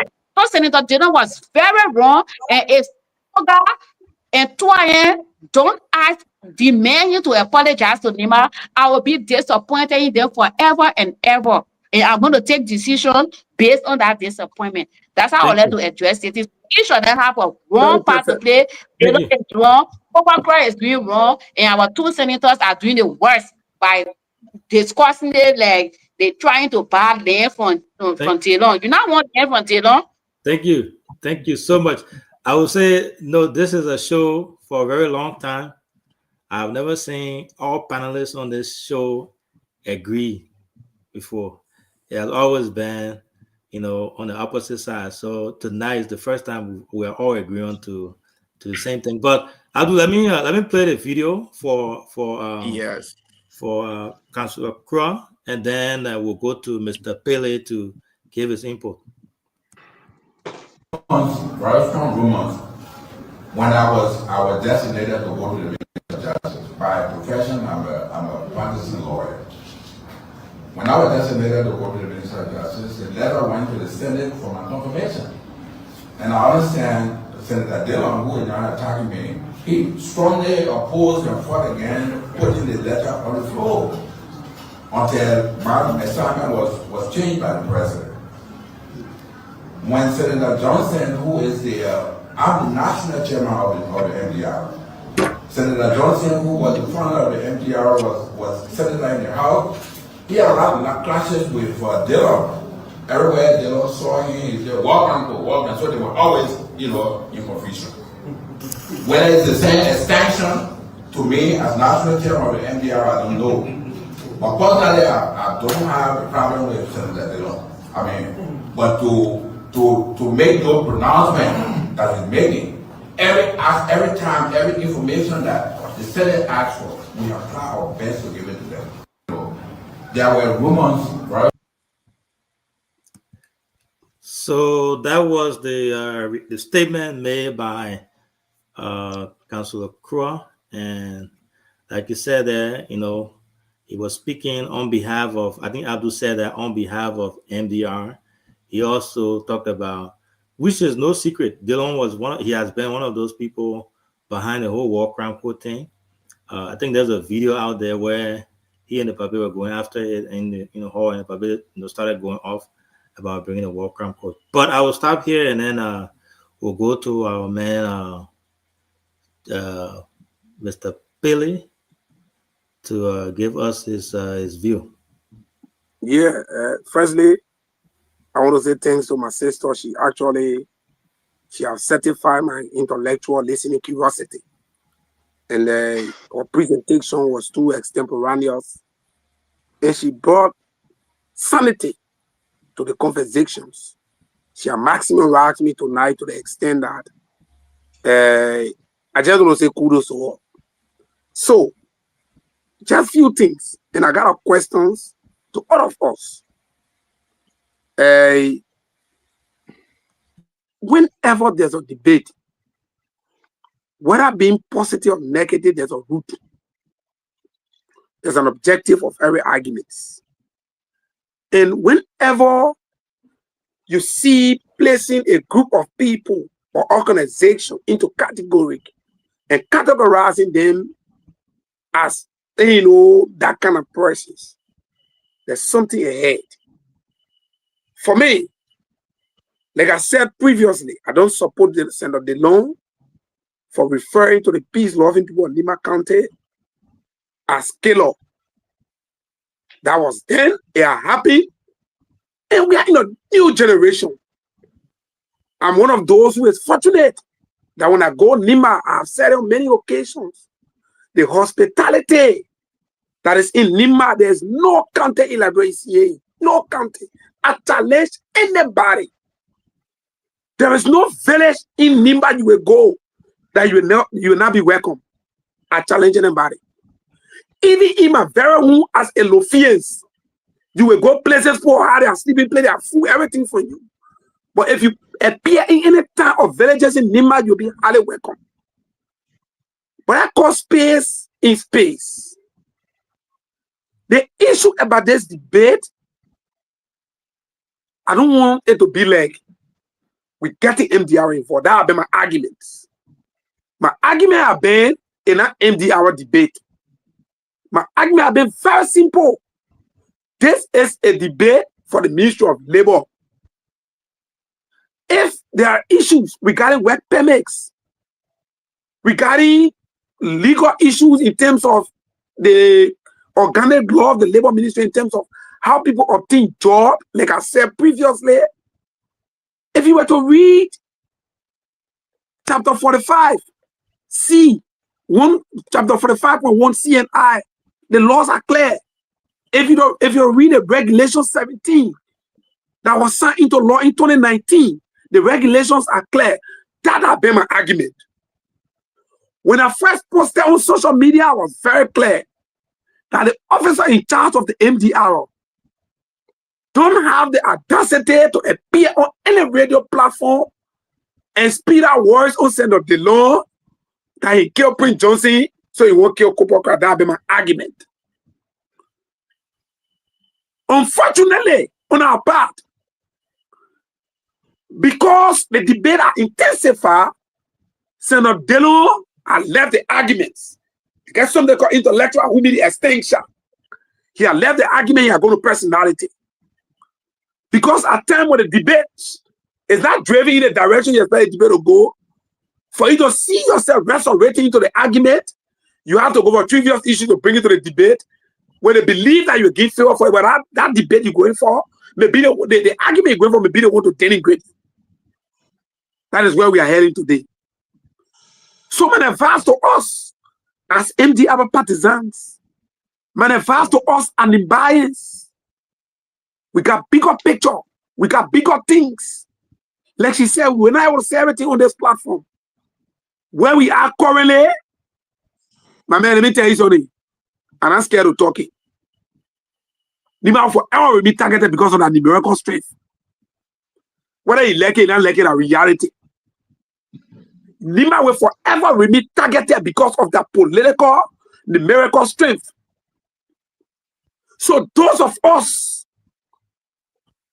who are an affiliate member with people from Lima and those of us who are in bias, we should be cognizant of those strategies. and we should work on ideas. Thank you. We should amalgamate forces. Thank you, Mr. Zah. Thank you. We got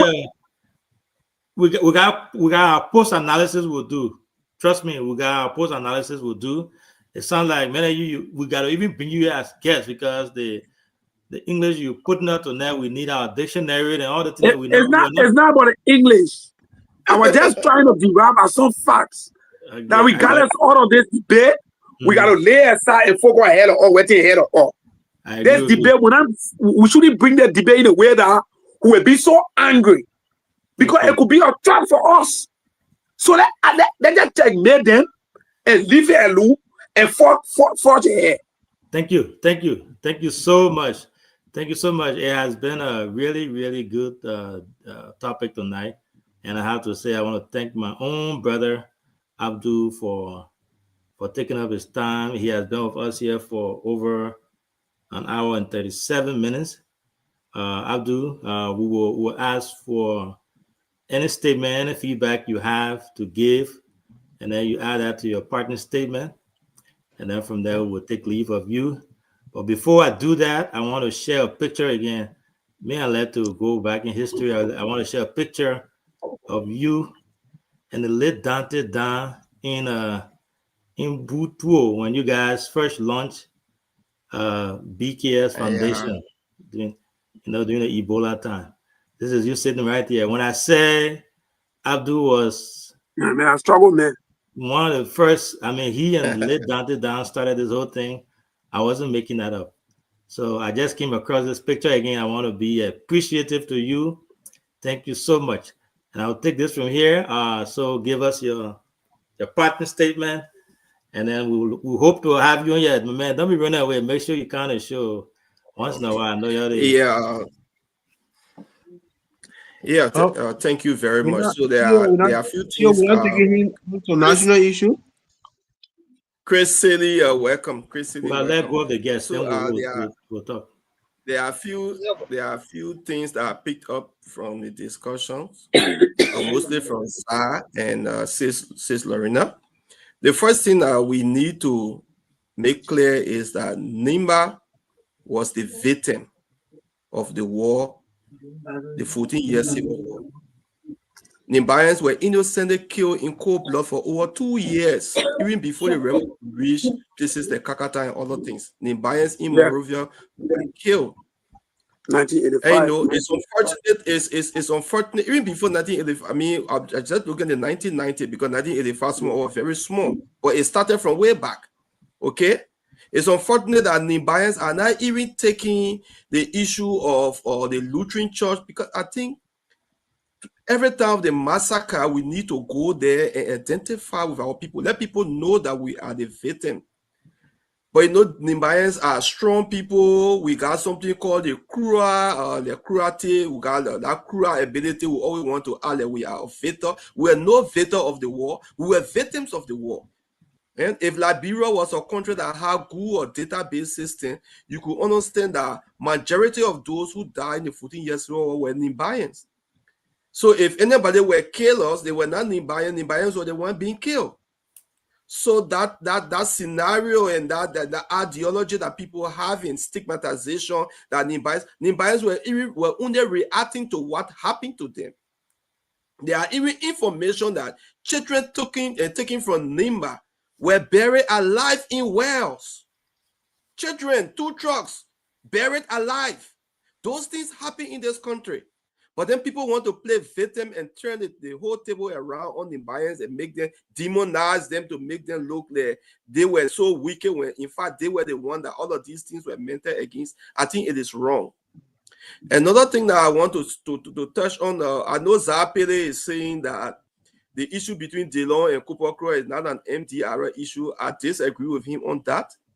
Because all those who were speaking, they were speaking in their capacity as MDR, not even in their capacity as labor ministry. Because when Honorable Cooper Crow was making the analogy with Prince Johnson, he said MDR standard bearer.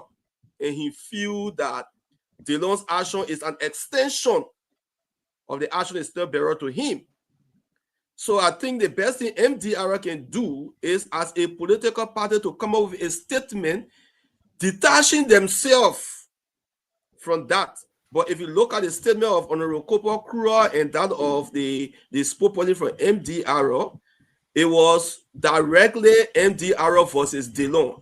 Our only frustration is that there was nothing in it attached to NIMA, and DeLong had no right of bringing NIMA into it. Besides that, DeLong also had history of always dragging NIMA into issues. Like I gave example about the Women Pay or confirmation hearing, where he asked Women Pay whether when he's confirmed he will not floor the ministry or less a man with Nibayans. I think that was an affront. He did the same thing with Honorable Tingman. Again, when Honorable Tingman went for confirmation hearing, he told Honorable Tingman, I'm giving you my vote now. Now I give you my vote. You're not Nibayan, but tomorrow when you do something, when I take action, you'll be a Nibayan. I think all of those things, they are not good. Lastly, on the side of the labor ministry, between you and myself, many people are not satisfied with the labor ministry performance. Even I myself, I don't think I'm satisfied with the labor ministry performance. Like Sis Lorena mentioned a lot of things. Why would you be having Lebanese people in the store selling as though Liberians cannot be cashier? So I think the path Liberia should be taking. We do understand that there are serious workforce gap, there are skill gap in the country. This is something that we should not even deny. In my whole life, I work in the private sector. I only work in government for 3 months. That's the time Honorable Tiko Yoli was there, and I was not even a government employee. I only went there to assist as a project officer. But all my life, I've been in the private sector, and the gaps are there. What are we doing to close the gaps? That should be our focus as a nation. And how do we do that? Like I said, we need to do a workforce research to understand what the total workforce we got in the country, what the level of experience of our workforce, what is our strength. If you look at our very university, how a lot of people doing accounting this, and how many person in engineering and science, into chemistry, and all of these things.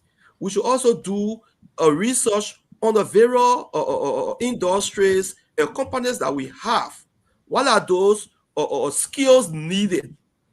And to perform into those areas, how many Liberians do we have fit into those skills? Then when we find all of those areas that Liberians are not qualified, then we put in a training program. And we start to create scholarship into specific areas that Liberians can go and start to learn into those areas. Now you see Ghana and other areas today are catching up is because when Kwame Nkrumah took over, every year they were sending over 300 Ghanaians out of the country in specific fees. Some of them going to masonry, some of them going to agriculture, and all of those areas. There was a complete 10 to 20 years plan. And that's what Liberia needs to do now. We need to have a plan. Even if it's a 10-year plan, we have that 10-year plan. And we are going to reduce the gap. It's not about saying, oh, we don't want expert. You will always have expert if you don't have those skills to fill in. We agree. There are areas that Liberians are fit to work and Liberians are not working, and that is the prerogative of the labor ministry to do. Tino is actually pushing a good argument, but by trying to trivialize this argument, that's where he's getting it wrong. He should focus on the issue and forget about the individual. That's what mature people do, and that's what we expect from Delon as a senator. So I would like to say we need to follow all of these steps. And after that, if we have all the training in place, we know a lot of people, then we start to reform our laws and our regulations to make sure that companies abide to these things. But if not, we will keep causing loss every year. For the next 20 years, we will continue to have influx of foreigners coming to do our work because there's a skill gap. So, Arvin, I want to say thank you to BKS for allowing us to air our view. And like I said, my debate is not about Delon as an individual. I don't like to discuss people, but the statement that is being made by him is a dangerous statement. We have seen that before. We saw that in the past between Samuel Doe and Queen Pa that dragged the whole nation into 14 years of civil war and carried us up academically. Everything, every part of our society went back only because two persons had their issue and they decided to drag their traps into it. NIMA should not be dragged into anybody's personal issue, and equally so people, if a NIMA man does anything wrong, take that man as as his action and not on NIMA action. I will want to stop here and tell you all thank you very much. Thank you. Thank you so much, Saeed. We look forward to hosting you here. I know we got another plan that we're working on to come talk about more geology and the impact that your career does or makes in Liberia. But thank you so much for coming. We appreciate that. We look forward to hosting you again. Yeah, I want to quiz the veteran to net. Yeah, we're not veteran video show some more. I want to quiz the veteran to net. Chris, when I sit on this wheel, you came late. So what would you? Yeah. So Chris will give you. I know you heard what we discussed. So we'll start here as we always do. We'll go across. I get locked off, right? Yeah, you can leave. Yeah. So as we always do, we'll go across. Each person will have 3 minutes to make their closing statement or analysis, and we will call it a night. I don't know what happened to our host, so he just disappeared, so I had to improvise. But yes, Chris, we'll start with you. Thank you, CEO. Let me say good evening to everyone, and thank you to veterans. I do. It is extremely well. I've been following from work. But he presented well, but I'm slightly disappointed when he left anything out. The issue today did not raise a start with NDR. NDR people in they should behave. How do people react to them? NDR need to behave in NIMA.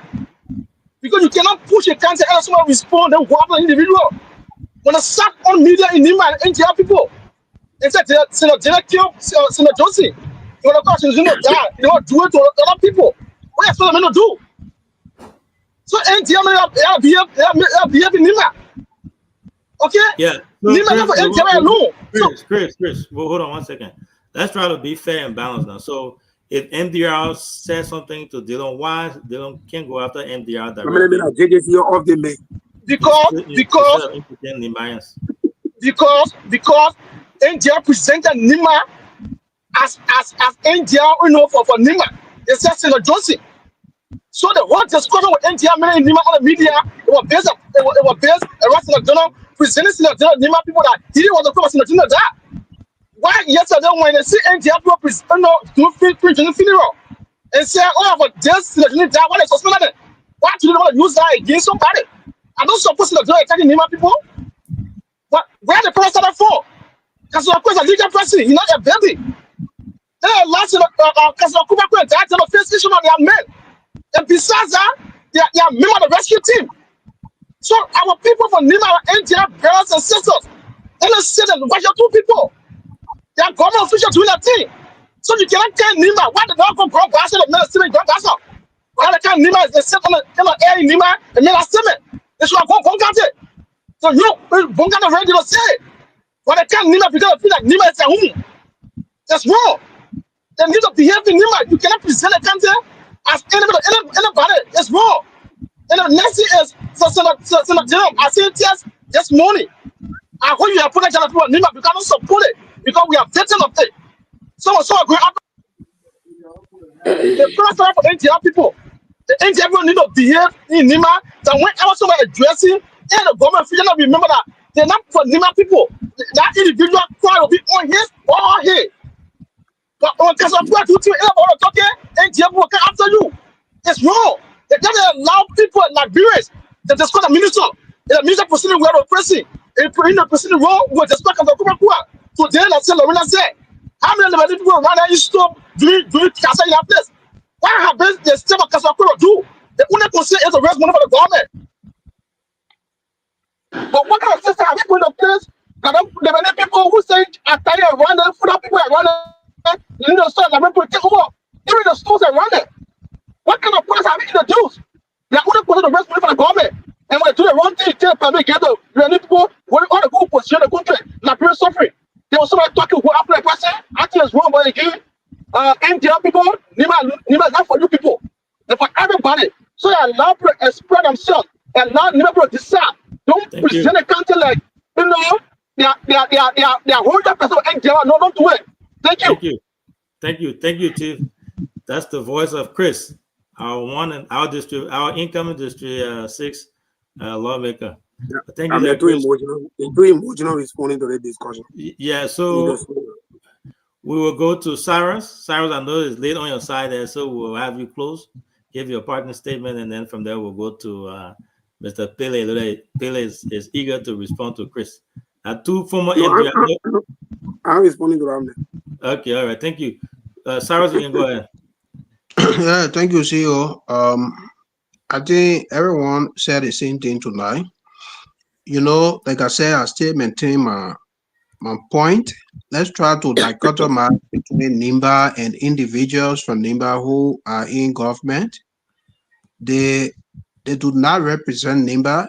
If they do something, they should bear the full account of their action individually. They should not tie themselves to our county to present us ugly to parents. You know, most of the time it is disappointing that the entire 14 county is against 14 counties are against this one county. And some of the reasons people are against us is the way we present ourselves. The buyer let to make themselves target.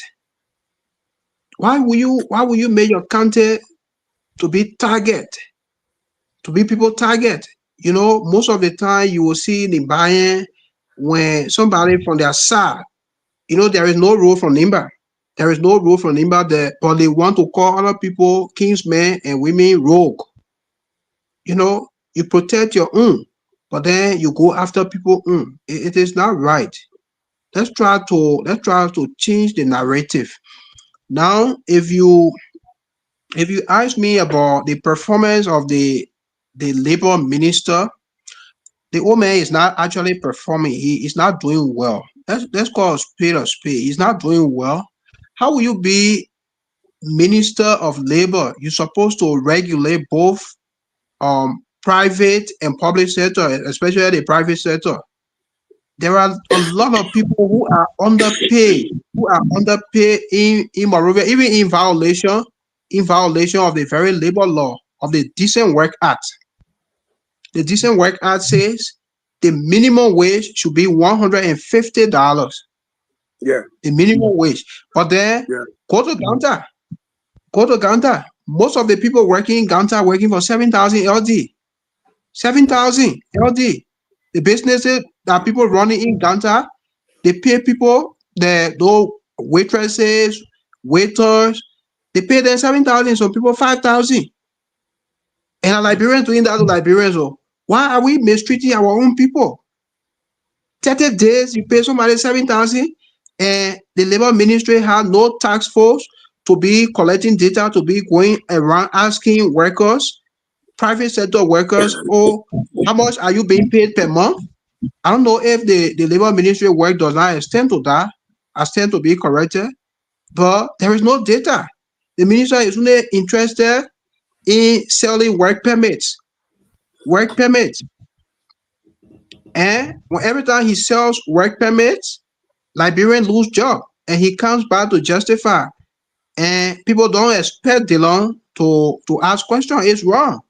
And the reason people don't expect Delon to ask questions because he's our own. You see, Pro Lumumba was right when he said, when the thief is your thief, there is no theft. Look, if it is left with Nimbayans that are low, their own leader will be stealing national resources. They will protect their own, but then they have the guts to go after other leaders. It's wrong. The old man is not doing well.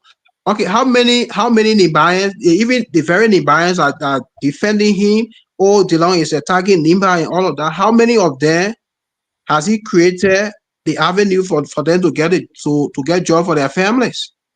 I agree, Minister Kobakra is our own, but does he work for my family? Does he know how my man eat? No, but he just for Nimba.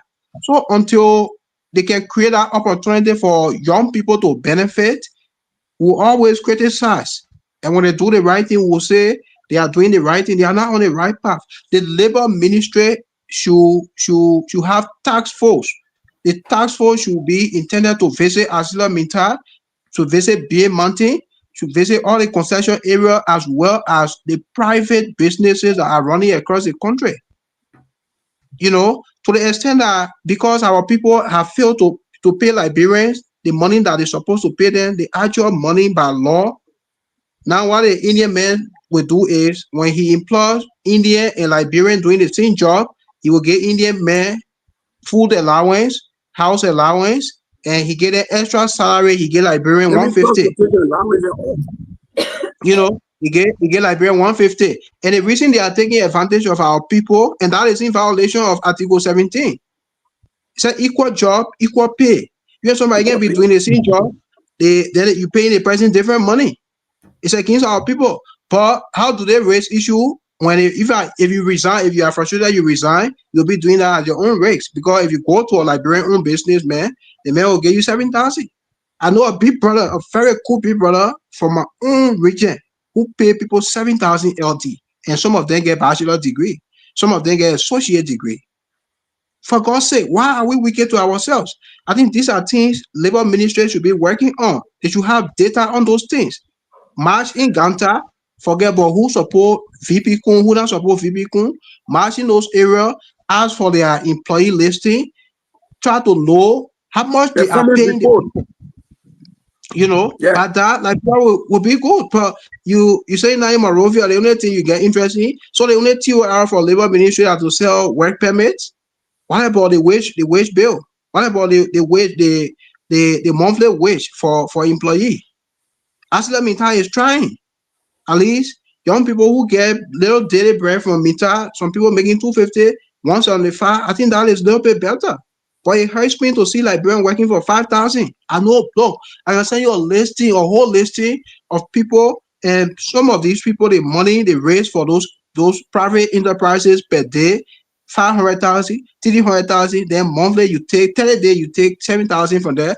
And mind you, that 7,000, if this person makes his job tomorrow, they will subtract 1,000 from there. Why are you doing this to your own people? The woman is not performing. I think it will be a very good thing for Dillon to even push for a reshuffle for the government, for the president to change him. He's not performing, not because he's from Nimba, not because he's from Tapeta. We should come here to sugarcoat things. It's against our people. And he is contributing to the rescue government failure. And to close, I want us Nimbayans to think about the way we are characterized, the way people see us, to go back to Nimba, to begin to reconcile ourselves. People can hate us nationally, then we are still bitter at each other, we stay fighting each other. This other person from the other group, the other person from the other group. For me, I have decided to refrain from bitter politics, you know, I've refrained from going personal with people, but I will Praise not, the Lord. I will Praise the not, Lord. Praise the Lord. I will not shy away from truth telling. Nima needs to go together. We need to have conversation, real serious conversation, either in Senegal. It should be in the front of a dialogue where everybody will go to reconcile, so we can begin to think about ourselves. In Liberia, when wrong thing happened in Grand Bassa, nobody raised it. When wrong thing happened in Maryland, nobody says it. But as soon as a Nimba man kills, it becomes news that the people there. And mind you, the Nimba we're talking about, they get Nimba in Nimba. When the right thing happens for Nimba, all the other tribes in Nimba clap their hands. All of us are proud. We take glory. But when any wrong news coming from Nimba, it starts to kill people. Say like kill people there. Like kill people behavior there. I must say I am a victim of discrimination. I'm a victim. We need to work together as a county and stop this. The other person from Garrison Camp, the other person from Larry Yonkwe Camp. We need to work together. We need to come together because people hate us extremely. When you go to SKD, just to watch football game, the fact that you are from Nimba, when people begin to talk things, it can make you to feel bad about where you come from. Thank Why you. people hate us at this? Thank you, Cyrus. But we still remain in Mayans. We are proud of our where we're from. That's what makes us unique. You know, my grandfather used to say, as a man, if they're not talking about you, then it means you're not doing anything good. there must be something good in us. That's why most people hate on us. But again, we didn't choose to be in the minors. We are in the minors. We are proud of it. But great point though. We have to unify. We have to start from within. We have to reconcile with ourselves, and then outside will respect us. So thank you. We'll go to Mr. Bailey to give us his parting statement. From there to CEO, I just want to say thanks to my brother who just spoke. I think he made some salient points, and he spoke my mind. And besides the so you want to talk again, right? Send a man spoke your mind. You finish. I say something. The previous speaker came with too much anxiety, and unfortunately for him, and he left the debate and he didn't follow the debate, and he just came being very little bit, one-sided. But this is what I want to see. I think I want to appreciate the two senators of Nimba, Senator Koga and Senator Nyan Twain. Their posture in the Senate yesterday was very much unique and professional. Because, like you said, they have categorized Nimbayans that kind of way. If their leaders will be very robust in terms of responding to the kind of issues, the see people will say the thing with their NID. So I think they were very professional, because there is no point in time and there will be nowhere on earth, in heaven, even in hell, that a Koga will be a further alone. There is nowhere on earth. It is not possible. But being very professional, telling the people that say us feed how we're looking and how we're looking, we are different kind of people. There are some things in life you got to let it go. You are not leaving it, letting it go because you are inferior or you will be suppressed. It is because of some reconciliation. It's because people have categorized you in a kind of a manner and trying to tell us the way your thing is looking and how it's looking. So I think in my wisdom, in my little opinion, those two senators were very much professional enough. And I think that was the best way they proceeded. Thank you very much. That's my conclusion. Thank you very much, man. I think I like your input and stuff. Hopefully you be a regular visitor on our show here. I enjoy your output. I enjoy the way you convey your message. I'm a veteran in our studio, but I got issue with it. So if you got a bit of phone call to me. Thank you. Sis Lorena, it's your turn. You want to give us your parting comment? So I can depart, eh? Yeah, go save your data. Yeah, so as always, it was a beautiful show, and I still maintain that each of the person involved into this whole situation and did something wrong. Darius Dayton in the first place, Senator Dayton has proven to be a biased senator. He's not objective in his oversight, because people that he recommended are underperforming. He doesn't talk about them. Fire service, every time people are getting burned all around the place, he has not one day talk about calling them to talk about strategy. What are they intending to do? How can they, arrest the situation or improve the situation? We haven't heard that. We haven't heard him talk anything about the justice minister. We haven't heard him talk anything about RG Gregory Cuomo. So I think if you want to exercise your oversight responsibility, which you should, it should be across every government institution, one. And number two, Councillor Crow was not addressing him at all. The people of Nima are saying this. Councillor Crow was explaining, he said it was a rumor that his appointment and nomination letter for the Ministry of Justice went in the Senate. He said it was a rumor. He didn't say the elders of Nima told me or the youth of Nima told me. So Senator Dayton, as a senator, has authority, has that platform to even invite and the minister in the Senate to provide further information. But instead, he chose to attack or counter A county that when it sneezes, he will catch cold. He chose to attack that county. Or county that when it decides not to drink, he will get dehydrated. He decided to attack that county. And I will say this, our senators, the way they responded, I didn't like it. And I think it's not late. They must tell Senator Dino to apologize to the people of Nima. He should treat Councillor Crow as a son of Nima, but as an individual, as a government official. That's why they should tell him to do. He cannot say, look at the statement sounded like we are murderers. Those people, I know them. I know them. The people that are talking, I know them. During the war, when they say Babua, everybody in the Senate started laughing. I'm surprised at Koga. They didn't even stand up to say, to ask, they resigning. He tried a couple of times, but they never allow him. You need to try harder than how you be talking on the radio station Nima. He didn't try much. The Koga, I know they didn't try much. He didn't try at all. He scored far over 100. I expected you would disrupt that whole Senate. They gave me the opportunity to talk. That's the Koga I thought he is.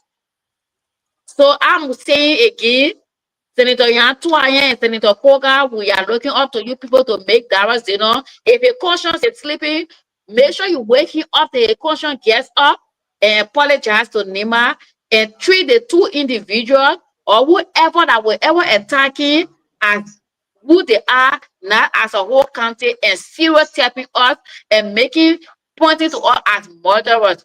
If we are not bent for us, if we are not sneezed, all the people recommending this government, they wouldn't have been there. So don't act like we are enemies. We are not enemies.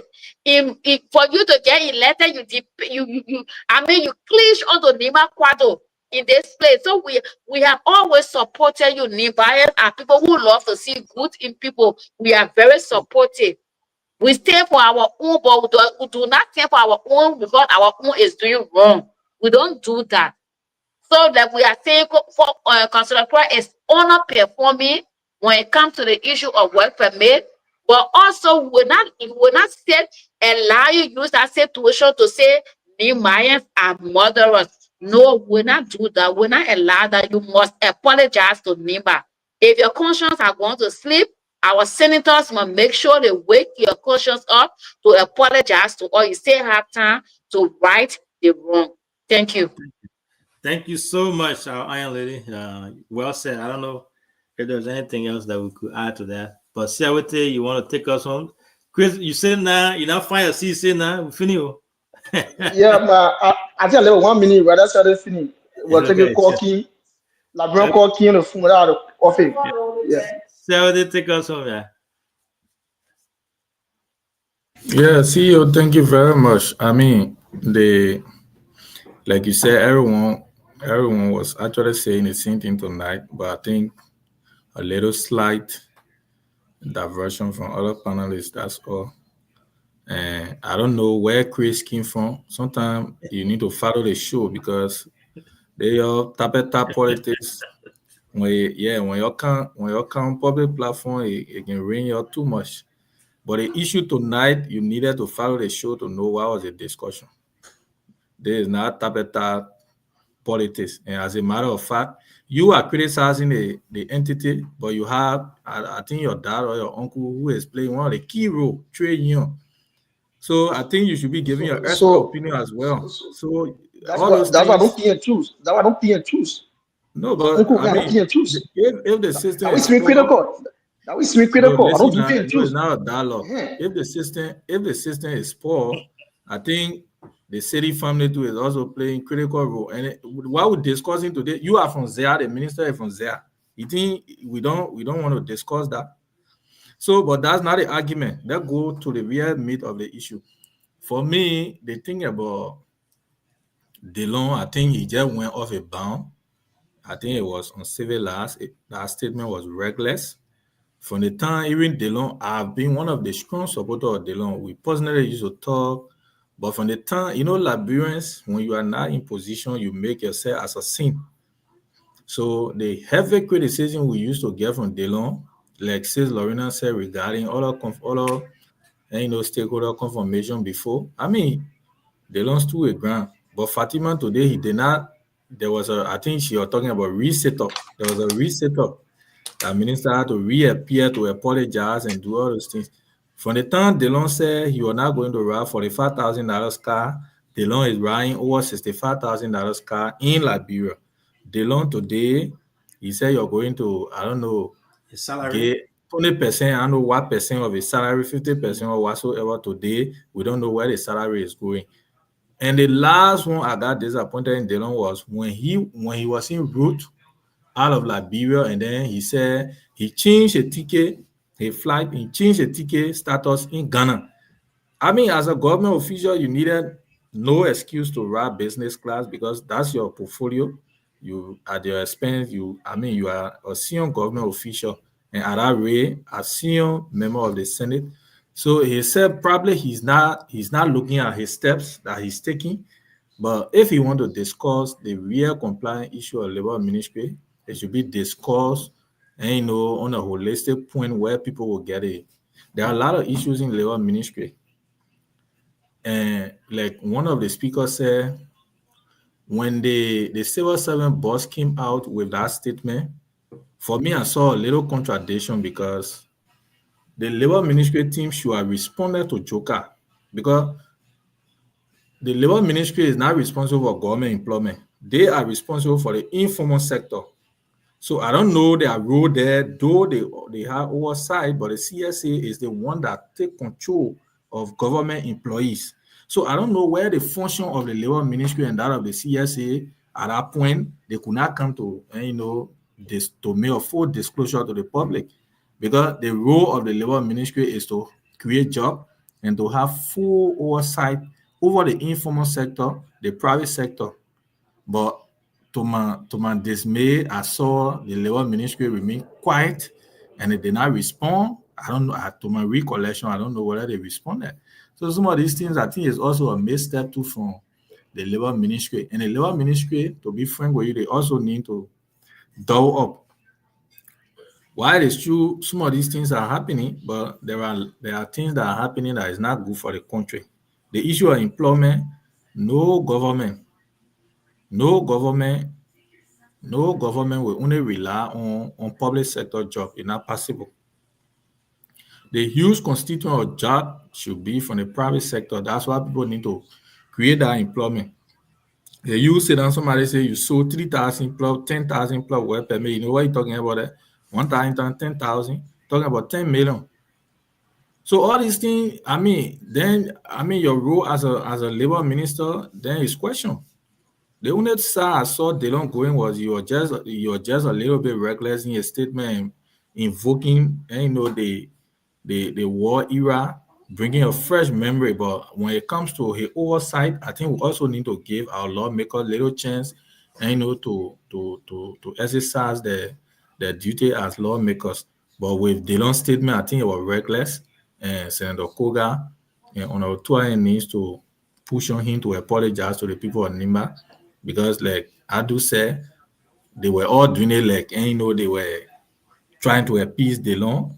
And we were the veteran during the war. Like I said, our balling image day before yesterday. But we are now on the floor. That's why the Constitution make it very clear that the power is inherent in the people, and the people who there represent us.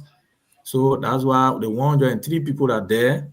They are our voice. So once they speak, it is through us they will be able to speak. So I think we need to remind them, and that's where to conclude. We will miss Senator Johnson, because Senator Johnson he don't even go for those kind of things. He will live right there. He will maintain that statement be retracted. So you see, even at the lower house, I think it was yesterday or today when you saw somebody from Bon County putting more Ernest Mansier. The attack is everywhere. Les Zapere said, once it is from Nimba, and in literature, they say there's a saying that says the trees that bear fruit receive stone. So if you are not progressive, you will not get people jealous in you. So Nimbayans also will need to play cool on some of these things and be very responsible. The only thing is when they are going outside the bound, we need to remind them. Because now in Nima, in Liberia, when they say, you go to Nima, but they sit against sleep, the people, they can develop. So they will also get a Ronsa and of us too as well. So we also need to be prepared for that. But on the overall, the show was good. And Chris City, my man, I hate you small when you come. Chris, no, we're about to finish, but I'll give you 1 minute. 1 minute. Okay, thank you. So I don't know what you want to say, but we'll give you that 1 minute to close. Yeah, thank you. I know my brothers here with you talk. I will deal with you. My uncle were in the government, right? And Kobakura myself on the same time. So if you see me critical on Kobakura, that means that I don't mention my word, I'm not scared. If I was somebody, I would be quiet only. Because Kobakura was very close. When it comes to family time, and my uncle working in that ministry, if you see me critical on that ministry, one person, I'm very critical on that ministry, that tells that I don't mention my word, I don't do P and choose. So if Kobakura does wrong, we discuss it. If my uncle Hoover said he does wrong, he didn't come on, I'll be the family see on Facebook page. He knows me. In the family, he knows me.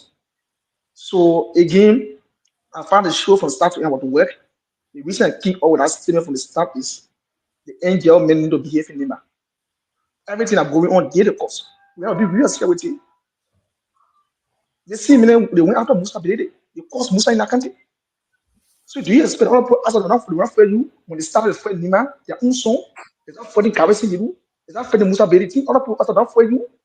So we need to work in Lima and put ourselves together. If we don't do that, other people out there will use that to fight us. You saw to a bunker issue. You saw a bunker today. When my Nico start going up again, Musa in that play, how many we got talk? How many we got protect Musa? When guys will be moved, how many we got protect the garrison? So in Lima, we care we are the cause of this thing that going on today. I don't want to see Lima people acting they love Lima country.